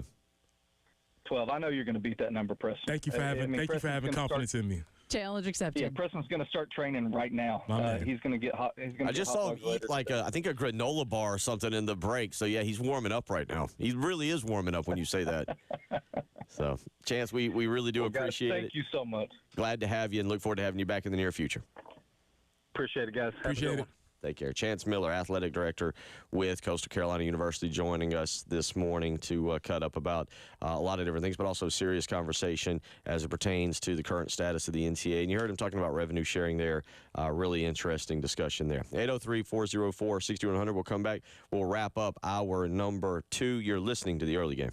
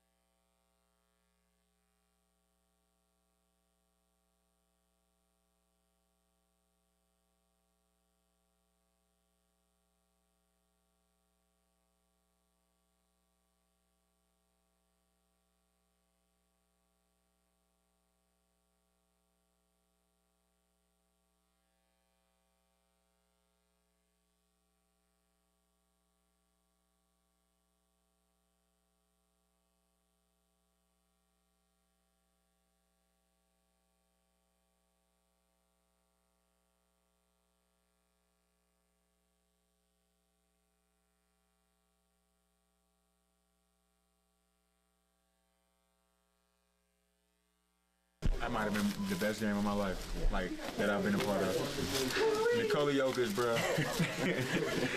Oh, my God. He might be the best basketball player I've ever seen, like, close up, besides myself to myself.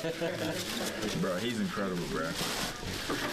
The MVP race is tough, man. I don't know. He had 60. That was crazy. How did you guys manage just the ups and the downs of that, like, and how crazy it was? We was just hoping he missed. It was at one point we was just like, bro, we hope you missed, bro. Just, because he's trapping him, he wasn't trapped. Like, he did. Hats off to him, man. Sure. How about you? Welcome back into the early game. This is usually the time where we've been saying, and another thing. And then another thing is where traditionally I rail on some issue that we might have missed over the past 2 days. But today we're going to do In Case You Missed It. Because in case you missed it, you might have missed the best basketball game played this year. Last night, the Minnesota Timberwolves and the Denver Nuggets participated in an epic double overtime 140 to 139 game. The Timberwolves won. And if you didn't know, that was the Ant-Man, Anthony Edwards, the star of the Timberwolves, who had 34 points, 10 rebounds, and 8 assists in the victory, the one-point victory. That was him talking about Nikola Jokic, who had 61 points, 11 rebounds, and 10 assists. What? Yes. It sounds like a video game. It doesn't even sound right. Let me read that stat line one more time. In a 1-point loss, Nikola Jokic had 61 points, 11 rebounds, and 10 assists. And so he scored over half of the points for his team. Pretty close. Okay. Pretty close. He scored a significant majority of his team points. 61 points, 11 rebounds, 10 assists, triple-double. One of the few to ever do that. And it was a great game last night. Obviously, there's a couple reasons why you might have missed it. One, you may not be watching much NBA. Can't blame you there. Two, it was late. It was a West Coast game. It was on very, very late at night. Unless you were diehard, you probably wasn't going to be locked into Minnesota Timberwolves versus Denver Nuggets game. That makes a lot of sense. But what I will say is these two teams may potentially see each other in the playoffs again. And so you have the opportunity for there to be a rematch of sort of these dynamic figures. And I think what's cool is that oftentimes when we talk about the NBA, it's the storylines that are around it. It's what's happening with LeBron and Stephen A., or what's going on with this trade deadline, or load management, or whatever the case is. And you have very valid reasons to be like, I don't know about the NBA. I get that. But when we have this on-court wizardry by two of the game's biggest stars, we have to step up and pay attention, because we can easily complain about the things we don't want. But when the things that we do want, two major stars competing at a very high level, giving an excellent in-season performance, we have to make sure that we give them acknowledgement for that. So if I read those statistics again, the Ant-Man, Anthony Edwards, the star of the Minnesota Timberwolves, had 34 points, 10 boards, 8 assists. Nikola Jokic, 61 points, 11 rebounds, 10 assists in a 1-point loss to the Denver Nuggets. And if you see the sequence, Russell Westbrook blew a layup to win the game. It was amazing how he missed the layup. He misses the layup. The Timberwolves come back down, shoot a three-pointer. They miss, get fouled on the three-pointer in the game at the free throw line. It was a tremendous game. But if you missed that too, oh yeah, there's this guy in the NBA. His name is Steph Curry. Have you ever heard of him? He dropped 52 points last night. And so, do they have torpedo bats? It might be a thing where the torpedo bats have made their way into the NBA. And again, you're just watching these guys who Steph Curry has been doing it for years. I believe this is year 14, 15, whatever it is. And he's still out there every single night putting up these amazing, amazing performances. So again, as I state, me personally, I usually pay attention to the NBA. Christmas Day is when I start Then I'll trail off, and then I'll start coming back around towards playoff time. The playoffs are starting to heat up. There's a lot of teams that are happening, and there's some really interesting on-court things that are going down. So this is not a public service announcement, but I'm just saying, if you love basketball and you want to see basketball played at a very high level, there are some people doing it right now in the NBA. So that was now, and another thing that was in case you miss it. So if you missed it, go check out the NBA. Now, that being said, when we come back at the top of the 8 o'clock hour, we have to talk about the portal madness that went down yesterday. A lot of interesting things going down in the portal for the University of South Carolina. People are going, people are coming, people are staying, people are leaving. A lot of things that are happening as far as the portal madness is concerned. We'll get to that at the top of the 8 o'clock hour, so stay with us. Finally, concessions. We had Chance Miller here he did a great job. If you haven't heard it, you can go back and listen to it. Chance is one of the youngest, brightest minds in the game. I think he's awesome. He gave the breakdown of how they are going about and the how and whys they're going about the concession stands. And when you hear it laid out the way he did, it all makes perfect sense. It's not a gimmick. It makes perfect business sense as to why they're doing it. So I thought that was very, very, very interesting. But Bill, very savvy. Very savvy. So Bill, what's your concession? It would be a hot dog. Hot dog? Hot dog. Yeah, I'm with Jen on that. You kind of just something about I don't know if it's nostalgia or what, but ballpark hot dogs are easy right. to contain. Yeah. And no extra trash. You kind of crumble up the little foil thing, and you're kind of done with it. You don't have the plastic container That's a good point.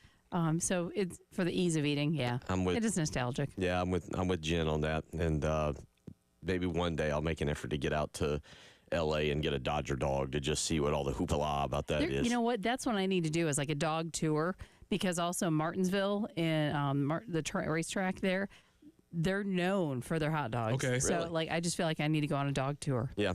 Okay. All right. That sounds like the early game hot dog tour.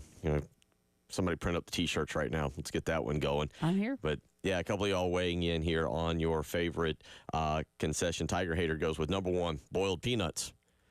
Yeah, I could definitely see that. And, again, I think we hit on it yesterday. Yeah. There's the fixation of, you have to do it. If you're nervous watching a race, watching a game, gives you something to do.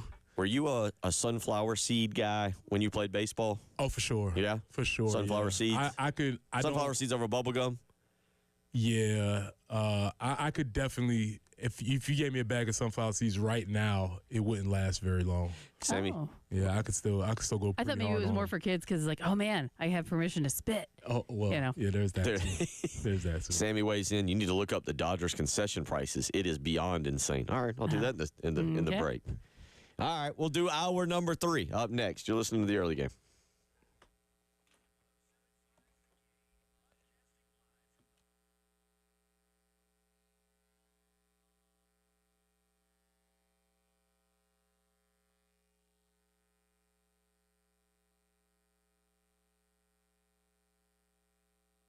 Bill Gunner for AAA Heating and Air. Oh, boy, you heard Jen. She mentioned that maybe some summer heat is starting to hit us. Now, we're getting to the 80s. Is your heating and air unit ready to handle the Columbia summer? If not, it is time for you to call AAA Heating and Air. Now, about 2.5 years ago, they came out and put a brand new heating and air unit in at my house. And let me tell you, it has worked absolutely phenomenal. It has taken care of the family and made sure that kept us nice and cool during the summer and nice and warm during the winter. And they'll do the exact same thing for you. And with a 15-year parts and labor warranty, guaranteed financing, you are going to be happy with your experience with AAA Heating and Air. Again, they are nothing but professionals. They absolutely did an incredible job for us, and I can guarantee you they'll do the same for you. So give them a phone call, 803-677-1500. Call AAA Heating and Air today. Tell them Bill Gunner sent you.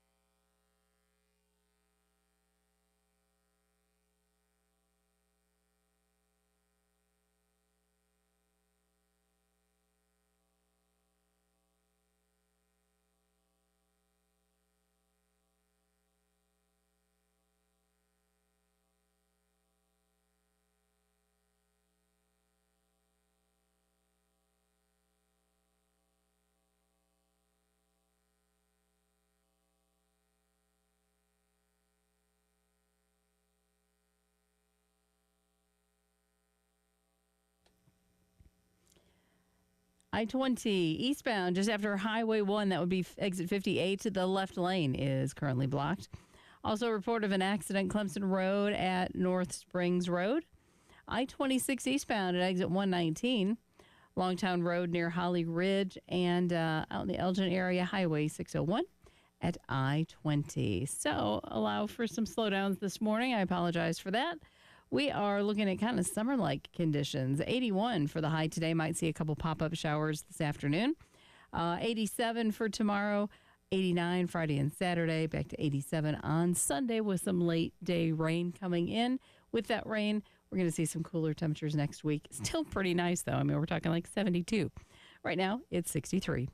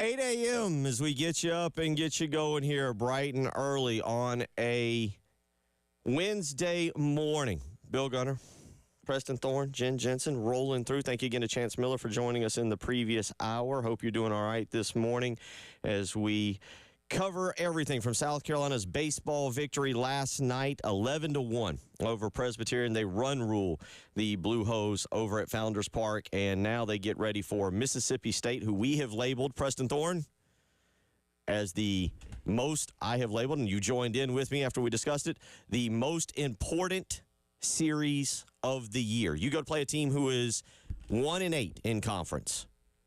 This I think tells us who South Carolina is.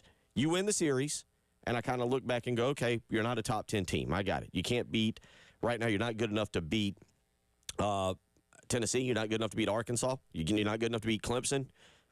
Not good enough to take 2 of 3 from Oklahoma. But if you beat a team who's kind of like you, we go, okay, maybe you're not what we thought you were. Is that fair?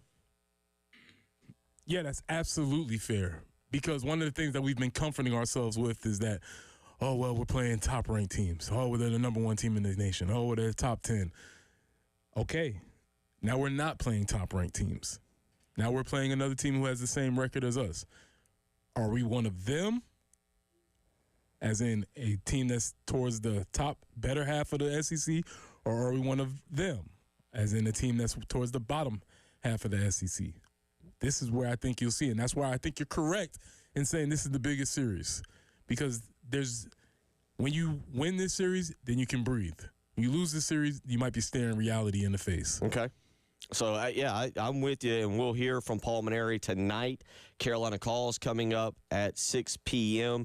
You can hear that right here. That'll be after Jay and Elijah on 107.5 The Game in Columbia, 100.3 The Game in Myrtle Beach. You can tune in and catch that. And again, this and next week, and look, I'll be honest, not to do that odd thing. You win this series, take 2 of 3. Guess what next weekend's series becomes? Fine. You see what I'm saying? They put themselves in this position. Because now we're kind of looking at it like, all right, who are you? That's okay. Year 1, we didn't know what they were going to be under Paul Maneri. So I'm not going to throw my hat on the ground and whine and cry over not being able to beat top 10 teams. That's fine. You knew there was a little bit of a rebuild. However, remember, this team did get to a regional last year. They did have postseason play. You beat Mississippi State, whether you want to say it's fair or unfair because they're on the road and Starkville's supposed to be a tough place to play, but still, they're 1-8. You're not stepping into a top 15 hostile environment as you did in Fayetteville against Arkansas. Right. I think we have to remove that nuance of saying, well, going on the road is tough. The thing about going on the road is tough is the travel. But as far as going into this stadium of dissatisfied, unhappy Mississippi State fans, They're more willing to turn on their team very quickly than they are to It will boo not you. be a raucous environment. Right. Well, if you allow it to be. If you go in there and you allow them to put up 5 in the first and get going. Yes, there you go. Yeah, yes, they're sitting much the same way we feel currently going to Founders. They feel the same way going to their stadium. There. So 803-404-6100, how you can weigh in if you want to do so this morning on that. And we'll cover more of that as we go through the next several days here and get you ready for that. But also this morning, we've got the basketball transfer portal. Meechie Johnson is back. How do you feel about, was last season so bad that you're just like, I don't care, whatever, bring anybody in who can shoot and who can play? Is that our attitude? Well, I think there's twofold. Yes, that is our attitude. Yes, but also when Meechie left, though I think there might have been a little bit of a sore spot as to, well, man, we just had a great season. Why are you leaving? I think the overall general consensus of the fan base was like, all right, I understand he's going back home. Okay. He didn't leave. He didn't burn any bridges. He didn't say anything negative about the program. He didn't say anything negative about the institution. I think people are more so willing to let this player back into their hearts as maybe some other players who maybe not leave with in such good graces. There was a discussion at times about way back about Jordan Burch trying to return. Yeah. You think this is if he had tried to come back, we would have been like, nah, it's all right, big fella. Well, I can't say that either, because if Jordan Burch could have got us 8 to 10 sacks, we might have been like, okay. I think all can be forgiven, but the general attitude as to how he left as opposed to how Meechie left, I think there's a little bit of a difference. I guess what I'm going to be interested in is the other news out of the portal, which was the hometown kid leaving the hometown. Yeah, this is going to be interesting to see where he ends up and how he performs, because there's no way to sugarcoat it or to put a silver lining on it. Cam Scott didn't live up to what he was supposed to be. Why he transferred, I think we'll get more information on that as it comes. Did he not feel that he was a fit for the program? Did he not feel his development was proper? You have to ask in this day and age, was NIL an issue with him? There's so many different factors that it could have been. We don't know, but this is a situation where South Carolina had been on a roll. Lamont Paris had been on a roll landing local guys and developing them. G.G. Jackson goes in 1 year, very solid, goes to the NBA. Colin Murray-Boyles, we'll see what his decision is coming up, but he was a local guy before leaving for a prep school out in Utah. He is really developed and will be a draft pick, maybe a high draft pick. And then you get Cam Scott, and now you kind of look at him, and it's hard to figure out where it went south on him based on what was being talked about him in the preseason. Yeah, that's the part. If they hadn't said anything, if nobody had said anything in the preseason, I'd have just been like, okay, he just wasn't ready. Word coming out of preseason practices and stuff was that he was displaying a lot of athleticism, was knocking shots down, which he never did this year, and looked like a guy who was going to have a real impact, and it just never clicked for whatever reason once they started playing games. Yeah, it did not. I mean, when you turned on the tape and you watched him, he did not look as if he was the same guy who was recruited or the same guy who was as highly touted when he came in. So something didn't go right. We'll see where he ends up, and we'll see how that works out. So a lot of that going on this morning with the transfer portal. Also, there was other movement yesterday. Jamari Thomas, who we're trying to figure out. Let me repeat the story that's been posted on thebigspur.com. John Whittle asked, you just ask these questions because in this day and age, you do need to ask, hey, who has eligibility left and who doesn't? And one of those guys that was mentioned was Jamari Thomas. And John Whittle said that Lamont Paris looked at him like he had 3 heads, indicating Jamari Thomas is done. His career in college is done. Well, it turns out it doesn't seem to be that way. It turns out that it seems to be he does indeed have more eligibility, or at least he thinks he does. Now, I don't know how teams, like, he goes into the portal and teams are like, I'm not real sure about that one. Hard to say. They will have a lot of film from him from this past year. If anybody's looking for a point guard that's going to take a shot early in the shot clock, potentially 3-pointer early in the shot clock, that you might have found your guy. Oh, you found him. Other than that, I don't know. If you found a guy who has no problem launching and no problem driving directly into the lane. How could we sell that? You looking for offensive fire starter?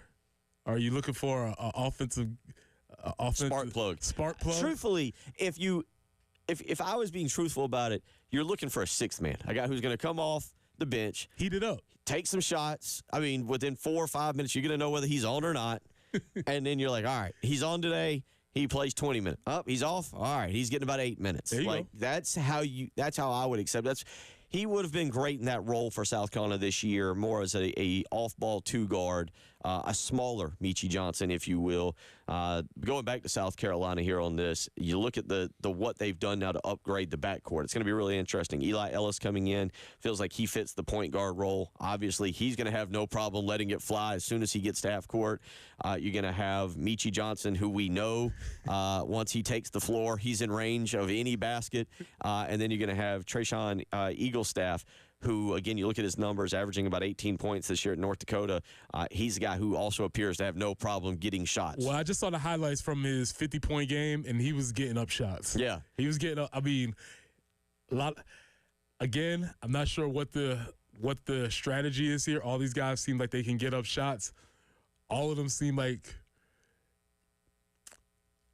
they will improvise within the offense. Let's say that. I will also tell you this, just from experience. If you're a post player and you're looking at those three dudes, you're like, I'm rebounding and playing defense, buddy. Only way I'm scoring is offensive rebounding. I think my statistic for next year is going to be step-back threes. How many step-back threes did we take? And that's going to be indicative of how I think it's that and how many threes that were 4 feet behind the three-point line. Range. Yeah. The range of threes. Yeah, like how more likely in a game, 10 layups or 10 logo threes. He might be on something. They're going to shoot it. It is an upgraded backcourt, and we'll continue to see what South Carolina does through the transfer portal here in the coming weeks. 803-404-6100 is how you can weigh in. Texter says, Michi is like Gilbert Edmond, not Jordan Birch, Marshawn Lloyd, or Jaheim Bell. Gilbert Edmond going to Florida State and coming back. Great comp. Whoever the texter was, you get the text of the day. That's a great comp. Another text. This is I think a little bit people are a little confused on this. Texter says Michi went home because his dad was passing away. Now, from our understanding, it was his grandfather. That's what I read. It was his paternal grandfather. Paternal grandfather, not his actual father. But I do get it. And okay. So then you think about that 1-2 punch for a family and for a young person. That's pretty significant. Yeah, that's so. But that was one of the reasons, and I do think that's part of it because there's a lot of people I've talked to down there that say that Michi, it had to be a family decision. That it was just something that was very difficult. So I think from a standpoint of a coach welcoming somebody back, it was very easy for Lamont Paris to do that yesterday. 803-404-6100. Yesterday there was some spring practice. Shane Beamer talked. We'll let you hear a little bit from him when we come back. You're listening to the early game.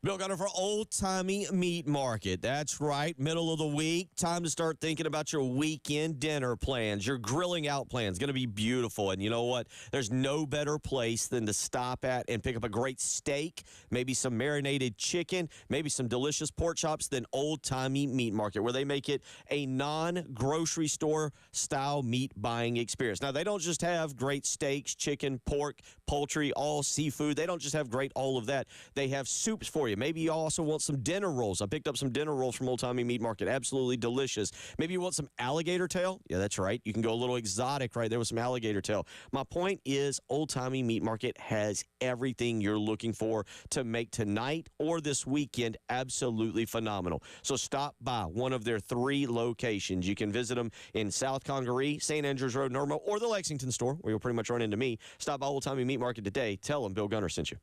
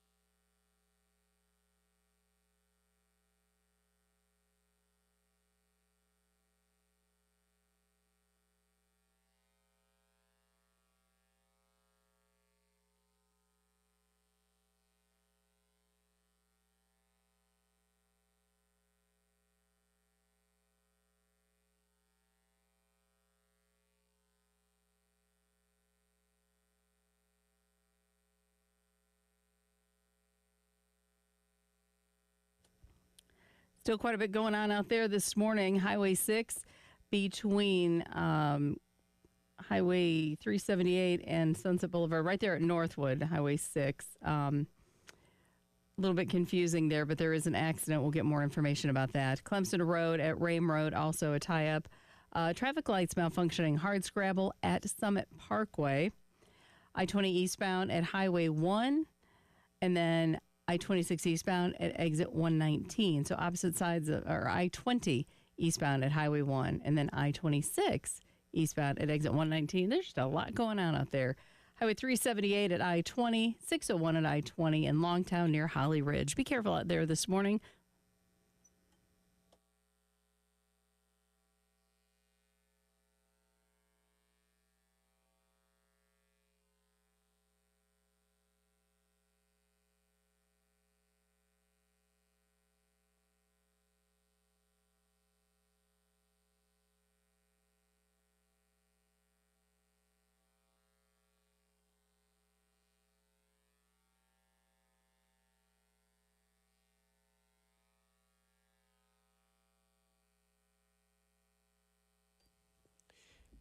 8:18 on your Wednesday morning. I want to remind you to sign up for the Palmetto Citizens Federal Credit Union Grand Slam giveaway. If a Gamecock batter hits a Grand Slam, you could win all the cash. The pot now up to $375. Each game it goes up $25. No Grand Slam last night, so now $375 in the pot. You need to get signed up today. Again, it is the Palmetto Citizens Federal Credit Union Grand Slam giveaway. All you got to do is go to 1075thegame.com to get registered.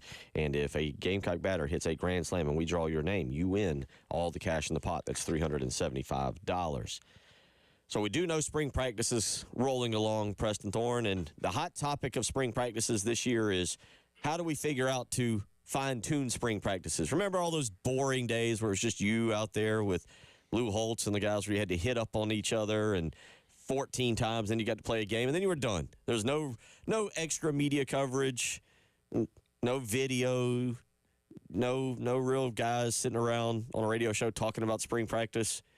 Well, here we are in 2025, where not only do we do all of that and play audio, but we also now debate whether or not we should have spring practice with other teams. Well, yeah, Shane's been on this beat for a minute, and he's been beating this drum for a while that he would like. His idea was more so preseason.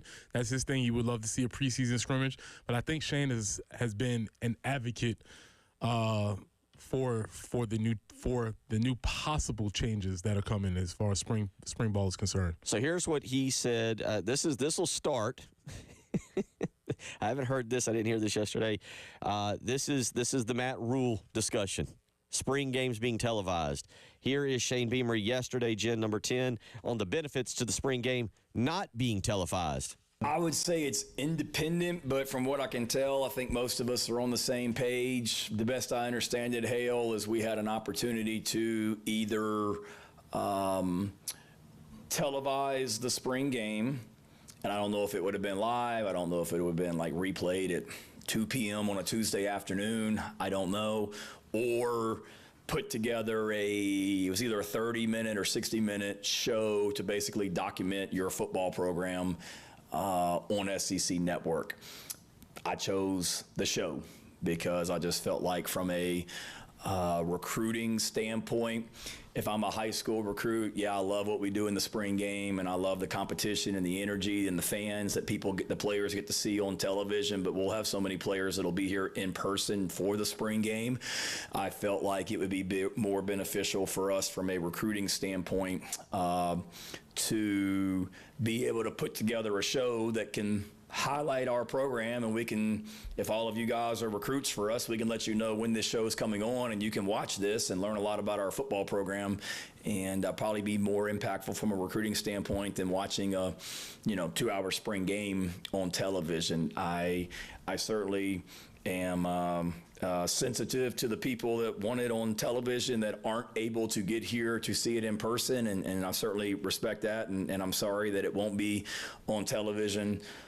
For those people that enjoy watching it on television, hopefully you can get here in person to see it. I know not everyone can, but then there's also the competitive aspect of it as well. And frankly, Hale, like if I think I read that of the 16 SEC teams, 2 of them are maybe doing a televised spring game, I believe. I think I saw that A&M was, and somebody else, if I'm not mistaken. So that's him talking about not televising the spring game and going with the 30-minute kind of show. Infomercial, yeah. Let's not say show. Let's not say show. Let's not say documentary. Let's say infomercial. You've got the great NFL Films music, and then the guy comes, coming off of a 9-3 season, South Carolina entered spring practice ready to take on a new era. Need a lot of music going in the background. A lot of slow motion running onto the field, coming out, a few weightlifting scenes. If I wonder, this is a thought exercise, class. I wonder if that scene with Lenoris taking on the special teams rep, I wonder if that's going to conveniently show up in this infomercial. Lenoris Sellers, Heisman candidate, still participates in special teams reps. Well, mine was the opener. Then you go to the next one, which is head strength coach Luke Day has spent all winter building them up stronger, faster, better. And then it cuts to a montage of Luke Day yelling in the weight room and weights. You gotta squat. Get lower. Yeah. Weights clinking around, guys with chains around their neck doing stuff. Some dudes in the corner biting nails. Yeah, it's all. And then it takes you to the first practice. Speaking of the first practice, Shane Beamer is talking about making the optimism about joint spring practice with other teams. Here's what he had to say about that yesterday. Yeah, definitely. Sounded like it was close that it was going to happen. Y'all know me. You were covering us when I was an assistant coach here back in 2007, 8, 9, and 10, and I was talking about it then and still am. I would love it. And I think a lot of the coaches in this league were in the same boat, that they would not be against doing it, would certainly be in favor of it. The thing that was tough this time is if the NCAA just let Syracuse and Colorado do it and not anybody else, at such short notice. I mean, a lot of teams I think have already finished spring ball. We had some coaches from Furman that were here today. They were already finished with spring practice, so for teams that didn't get that opportunity because they're already done with spring ball, it would be a little bit of a competitive disadvantage for them. But gives me hope, and we'll see what happens. And certainly I'd be all for it, whether it be springtime or, especially in the preseason. First time I've really heard somebody indicate that that's coming down the pipe. Have I not heard that from anybody else just because I don't listen to every press conference around the country? Yeah, I don't know. Shane has been very forthright about this. This is something that he's very much in favor of. But what you did get a little glimpse into is maybe in the SEC group chat, coaching group chat, maybe they're like, huh? What y'all think? Everybody's giving thumbs up or something like that. It seems like it is an idea whose time is coming. You wonder if it's let's just say that that's true and it's in the group chat. I mean, that's actually very easy to do. You only play 8 teams right now, 8 each year. So South Carolina doesn't play Georgia, doesn't play Florida. I mean, the SEC could dictate, all right, well, you're not playing so-and-so this year. So South Carolina, Georgia, you do your game together. I don't think Auburn, Florida plays. So you could be like, Auburn, you do Florida, you scrimmage or you practice with Florida, and you could go back and forth that way where maybe travel is limited, but at the same time, you've got teams who aren't playing each other actually practicing against each other. That's actually an interesting concept as opposed to South Carolina calling up NC State or Wake Forest or Duke and saying, hey, you guys want to come down or we'll come up there and, a 2-year back home and home to kind of spring practice over the weekend kind of deal. Yeah, and every level of football does this. High school does this. Pros do this. The only key that I would just don't put any cameras out there. Okay, yeah. Just have it. This can be your secret scrimmage, your secret practices. But as soon as they put cameras out there will be more fights. Also, yesterday, Shane Beamer talked about making the spring game as close to a real game as possible. I think this is always the entertaining part of a spring game. Here's Shane Beamer yesterday talking about making that spring game almost like a real game. We try and make it as much like a game as possible and not another practice. Now, we haven't gotten into the specifics of this year, Jack, as far as the structure of it, but as long as we have, healthy bodies and we've been able to stay fairly healthy. As long as we have healthy bodies, I want to have, 2 teams and play it as much like a game as we possibly can. Now, are you going to see Lenora Sellers in the fourth quarter? Probably not. But would he be in the spring game and playing some? Yeah. And it just goes back to, kind of what Phil said. We don't get any kind of opportunity against another team. So we want to treat it as much like a game as we possibly can, because the next time that we're playing in front of a big crowd is going to be in Atlanta against Virginia Tech. So we want to make it as much game-like as we possibly can. So that's Shane Beamer yesterday talking a lot of spring practice stuff. Anything particular you take away from that? No, not necessarily, because we're going to make it as game-like as we can, and also no blitzing and no real plays that we're going to run in the games. Gotcha. Yeah. Well, last year, no downfield passes and no quarterback runs. That was a lot of fun to watch. 803-404-6100. You're listening to Preston Thorne, Bill Gunner, Jen Jensen. We'll come back, and we'll get back into a little bit of some NFL. The tush push has been tabled. How does Preston Thorne feel about that? Come on, cowards. Shaking his head already and clenching his teeth. And Jen doesn't appear happy either. All right, we'll let them two yell about it. You're listening to the early game.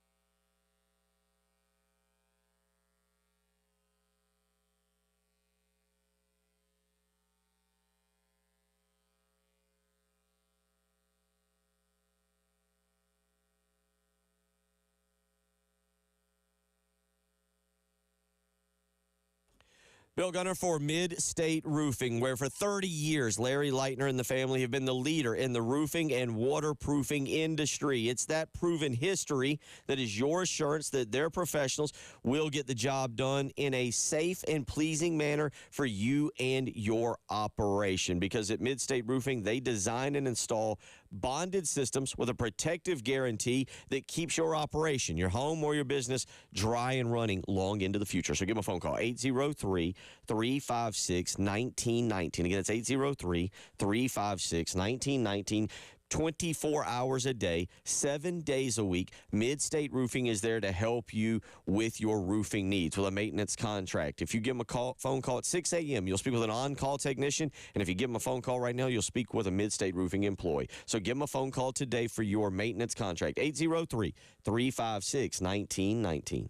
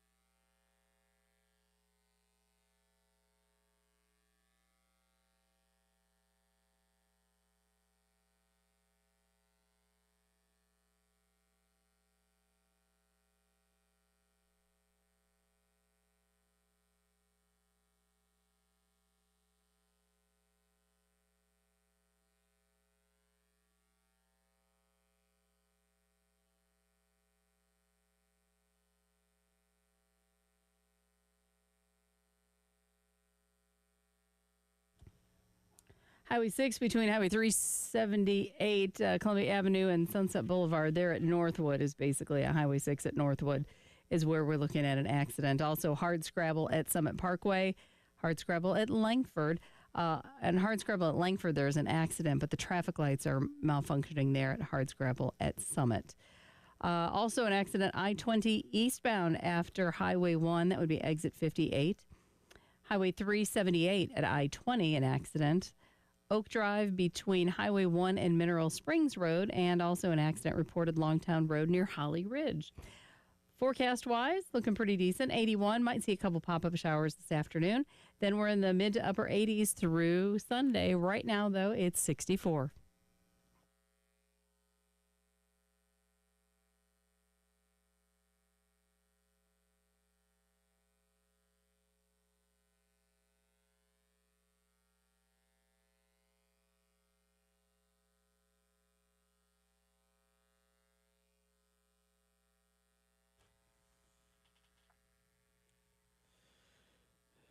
.34 here on a Wednesday morning.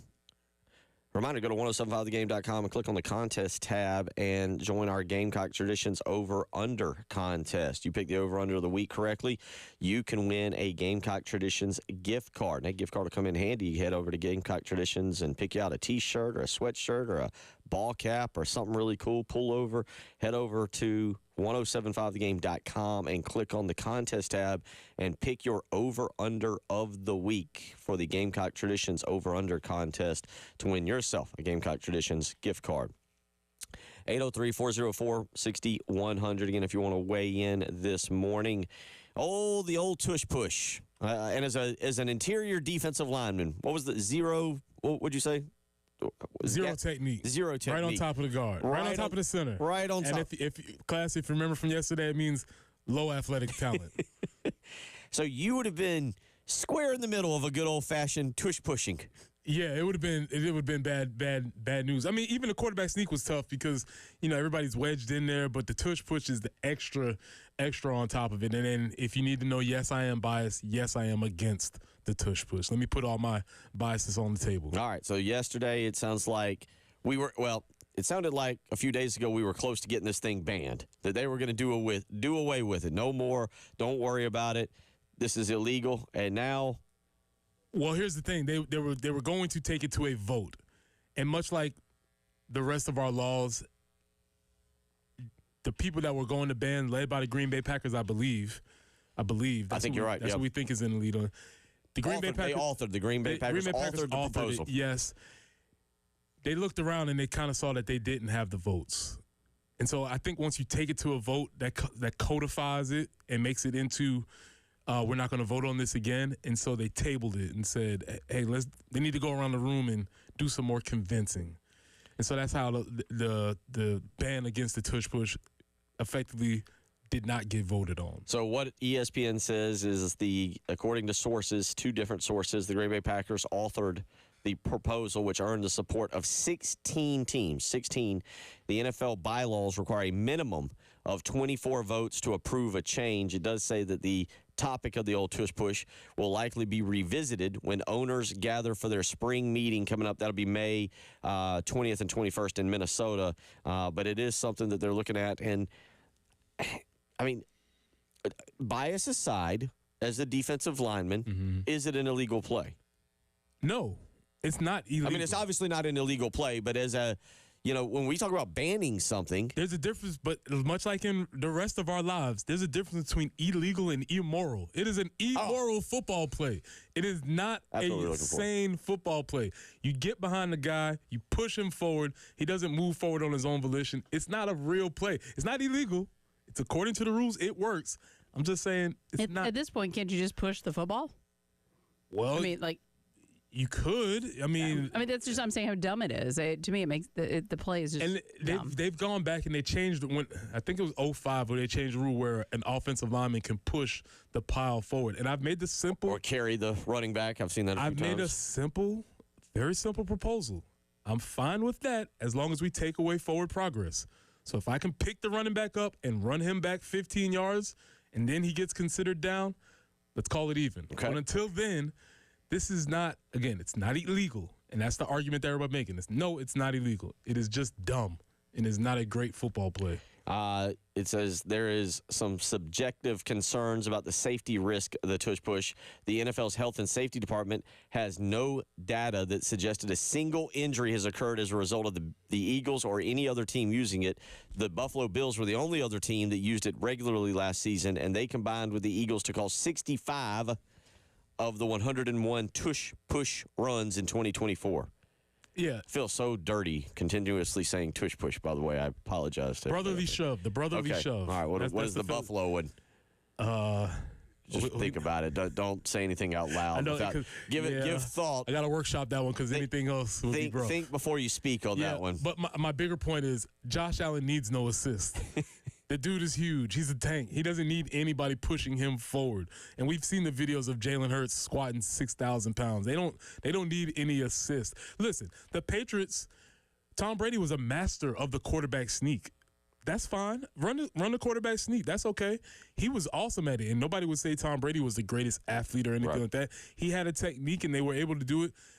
You can run the quarterback sneak in short yardage situations. I just feel like this particular play, it's not aesthetically pleasing. I don't think there's any actual real injury data, so I wouldn't even go for that argument. I understand why somebody might try and all of a sudden get people concerned about people's health in the NFL. Like that's not what we're gonna do.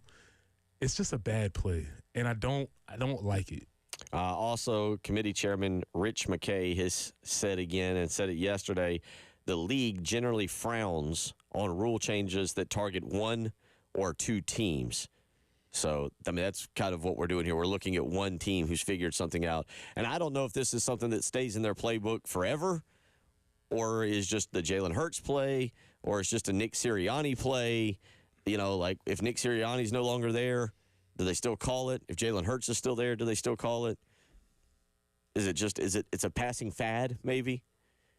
Possibly. And when the fad passes, then we don't need the rule. This, from my point, since it's only one team running, that's why it should be really easy to get everybody to vote against it. Yeah, absolutely. Hey, 30 teams going take it out of the playbook for those two. this is a no-brainer. This is an easy one. Yeah. I don't get why we can't get this one passed, but we'll see. So that was a little bit of NFL discussion. You know, it's kind of slipping up on us here, but the NFL draft is not far away. As a matter of fact, the NFL draft will get going, I believe it is 4 weeks from tomorrow on a Thursday night. That actually will be in Green Bay, Preston, and things have quieted down now a little bit. It'll be interesting to start hearing now where we hear guys like Nick Eamon-Warry, T.J. Sanders, Kyle Kennard. We mentioned O'Donnell Fortune in there a little bit. Where these guys starting to fall is, I think, I was looking up this morning, they had another one of their mock top 10s with Cam Ward going number one. But now that kind of all the hay is in the barn, I'm assuming at this point, maybe you're doing a few interviews, you're meeting with a few teams, but your workouts are essentially done. Whatever you're doing athletically is a closed door. It's all personal meetings and them getting to know you and you getting to know them. Yeah, this is essentially it. Everybody's having those conversations, seeing which teams you move up and down, contract talks, all of that type of stuff. So yeah, you're right. It's pretty much done, and it's a waiting game now. 803-404-6100. We'll come back. I think this might be the year for me. I think this might be it where I take another step to being much, besides the fact that my birthday is a month from tomorrow, there might be a growing trend that I noticed last night that I think is a sign of getting older. I'll explain that to you when we come back. You're listening to The Early Game.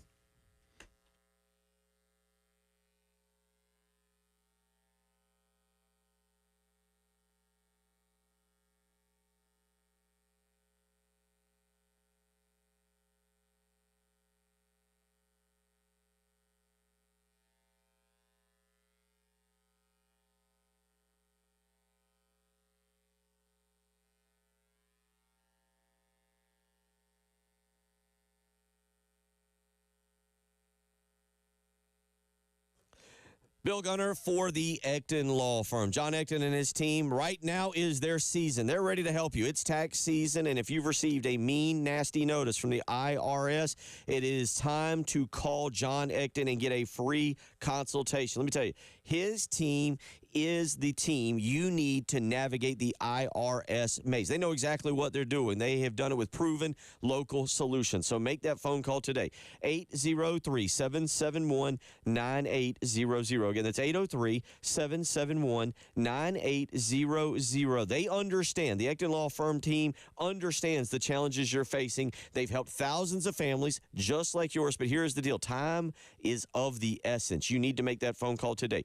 803-771-9800. 888-771-9800. Call John Ecton and his team. Get a free consultation and let the stress of your taxes go to waste. Call John Ecton today. Tell him Bill Gunner sent you.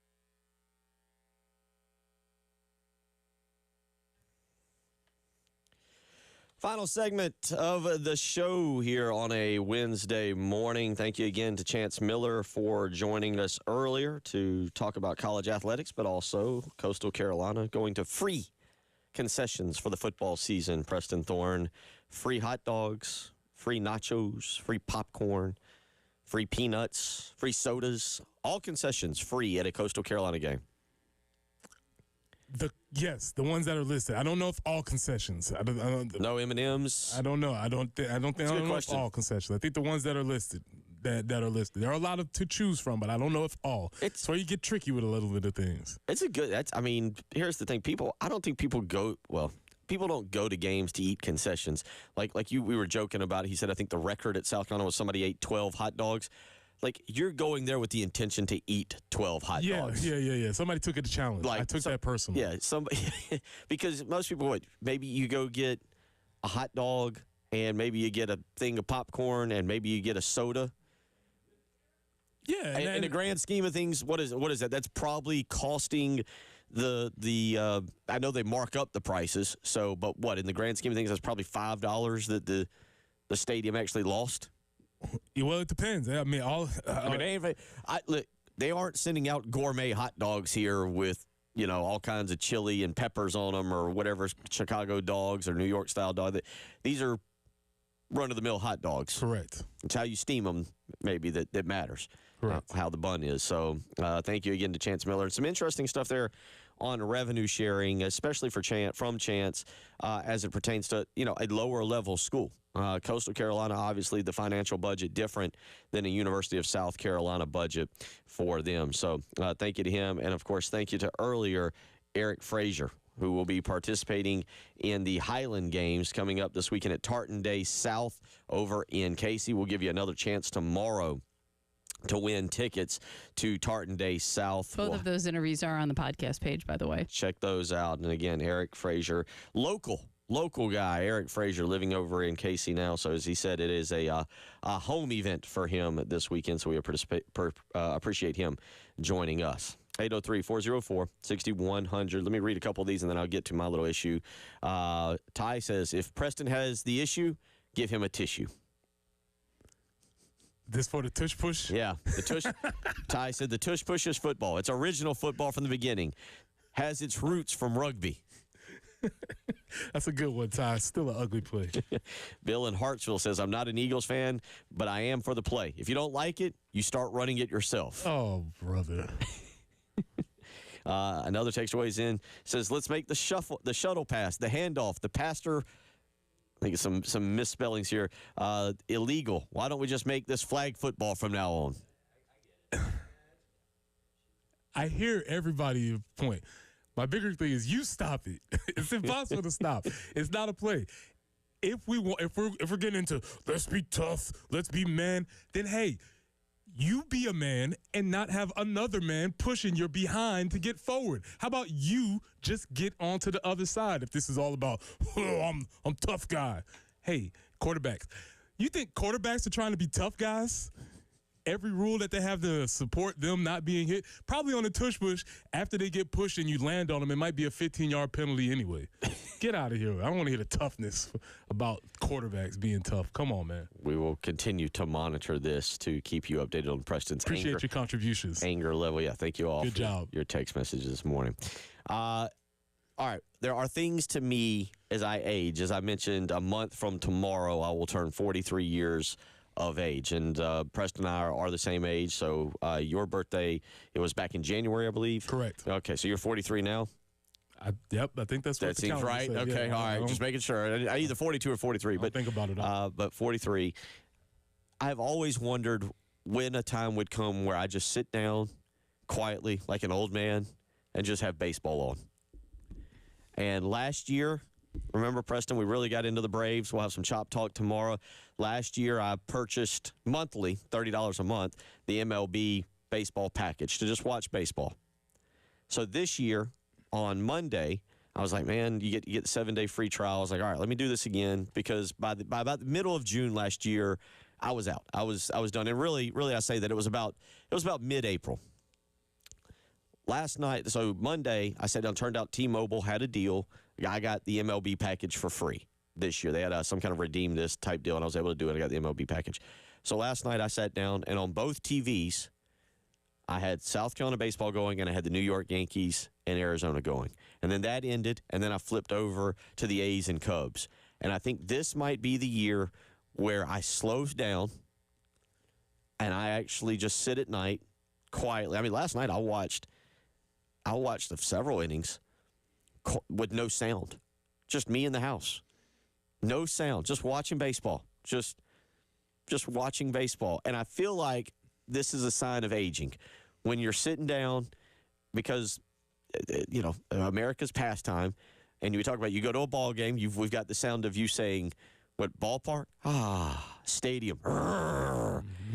Where you go to a base, I'm still considering going to the Braves game on Sunday, but you go to a stadium, you just sit, and you do what we've been talking about. You have concessions.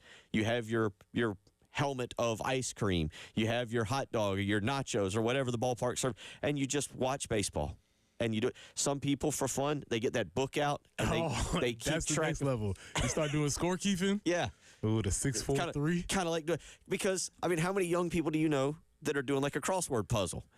Keeping the scorebook is like the next level. It's like to me, it's like the older generation. I felt like last night, I felt myself crossing a threshold to where I just sat there, and I'm kind of excited to go home tonight and just put on 2 baseball games and just sit there and watch quietly. Fix my beverage, sit on my couch, watch 6 or 7 innings, just quietly relaxing and checking it out. I like it. Listen, I have no issue with it. I think it's a very fine background sounds, even if you don't have the sounds, just a background thing to keep you company. The action's happening, you can check in. You won't miss too much. If you miss too much, they'll replay it. So it's a good background thing. I told you what I wanted. I want the batting cage sounds. Right. For white noise. And just ping. Yeah. So every 15 seconds. Ping. Put that on Alexa. Just put it on Alexa and just put me to sleep. It'd be beautiful. Is this the year I finally get old and come June or July, I'm still just sitting there quietly? And I don't even mean watching the Braves. I'm just talking about watching baseball. I was watching A's Athletics. I was watching Yankees. By the way, Yankees kept smashing home runs last night with torpedo bats, and good grief. But this might be the year, Preston. It's not a bad idea. I've crossed into a threshold. It's not a bad idea. We'll be back tomorrow. Y'all have a good day.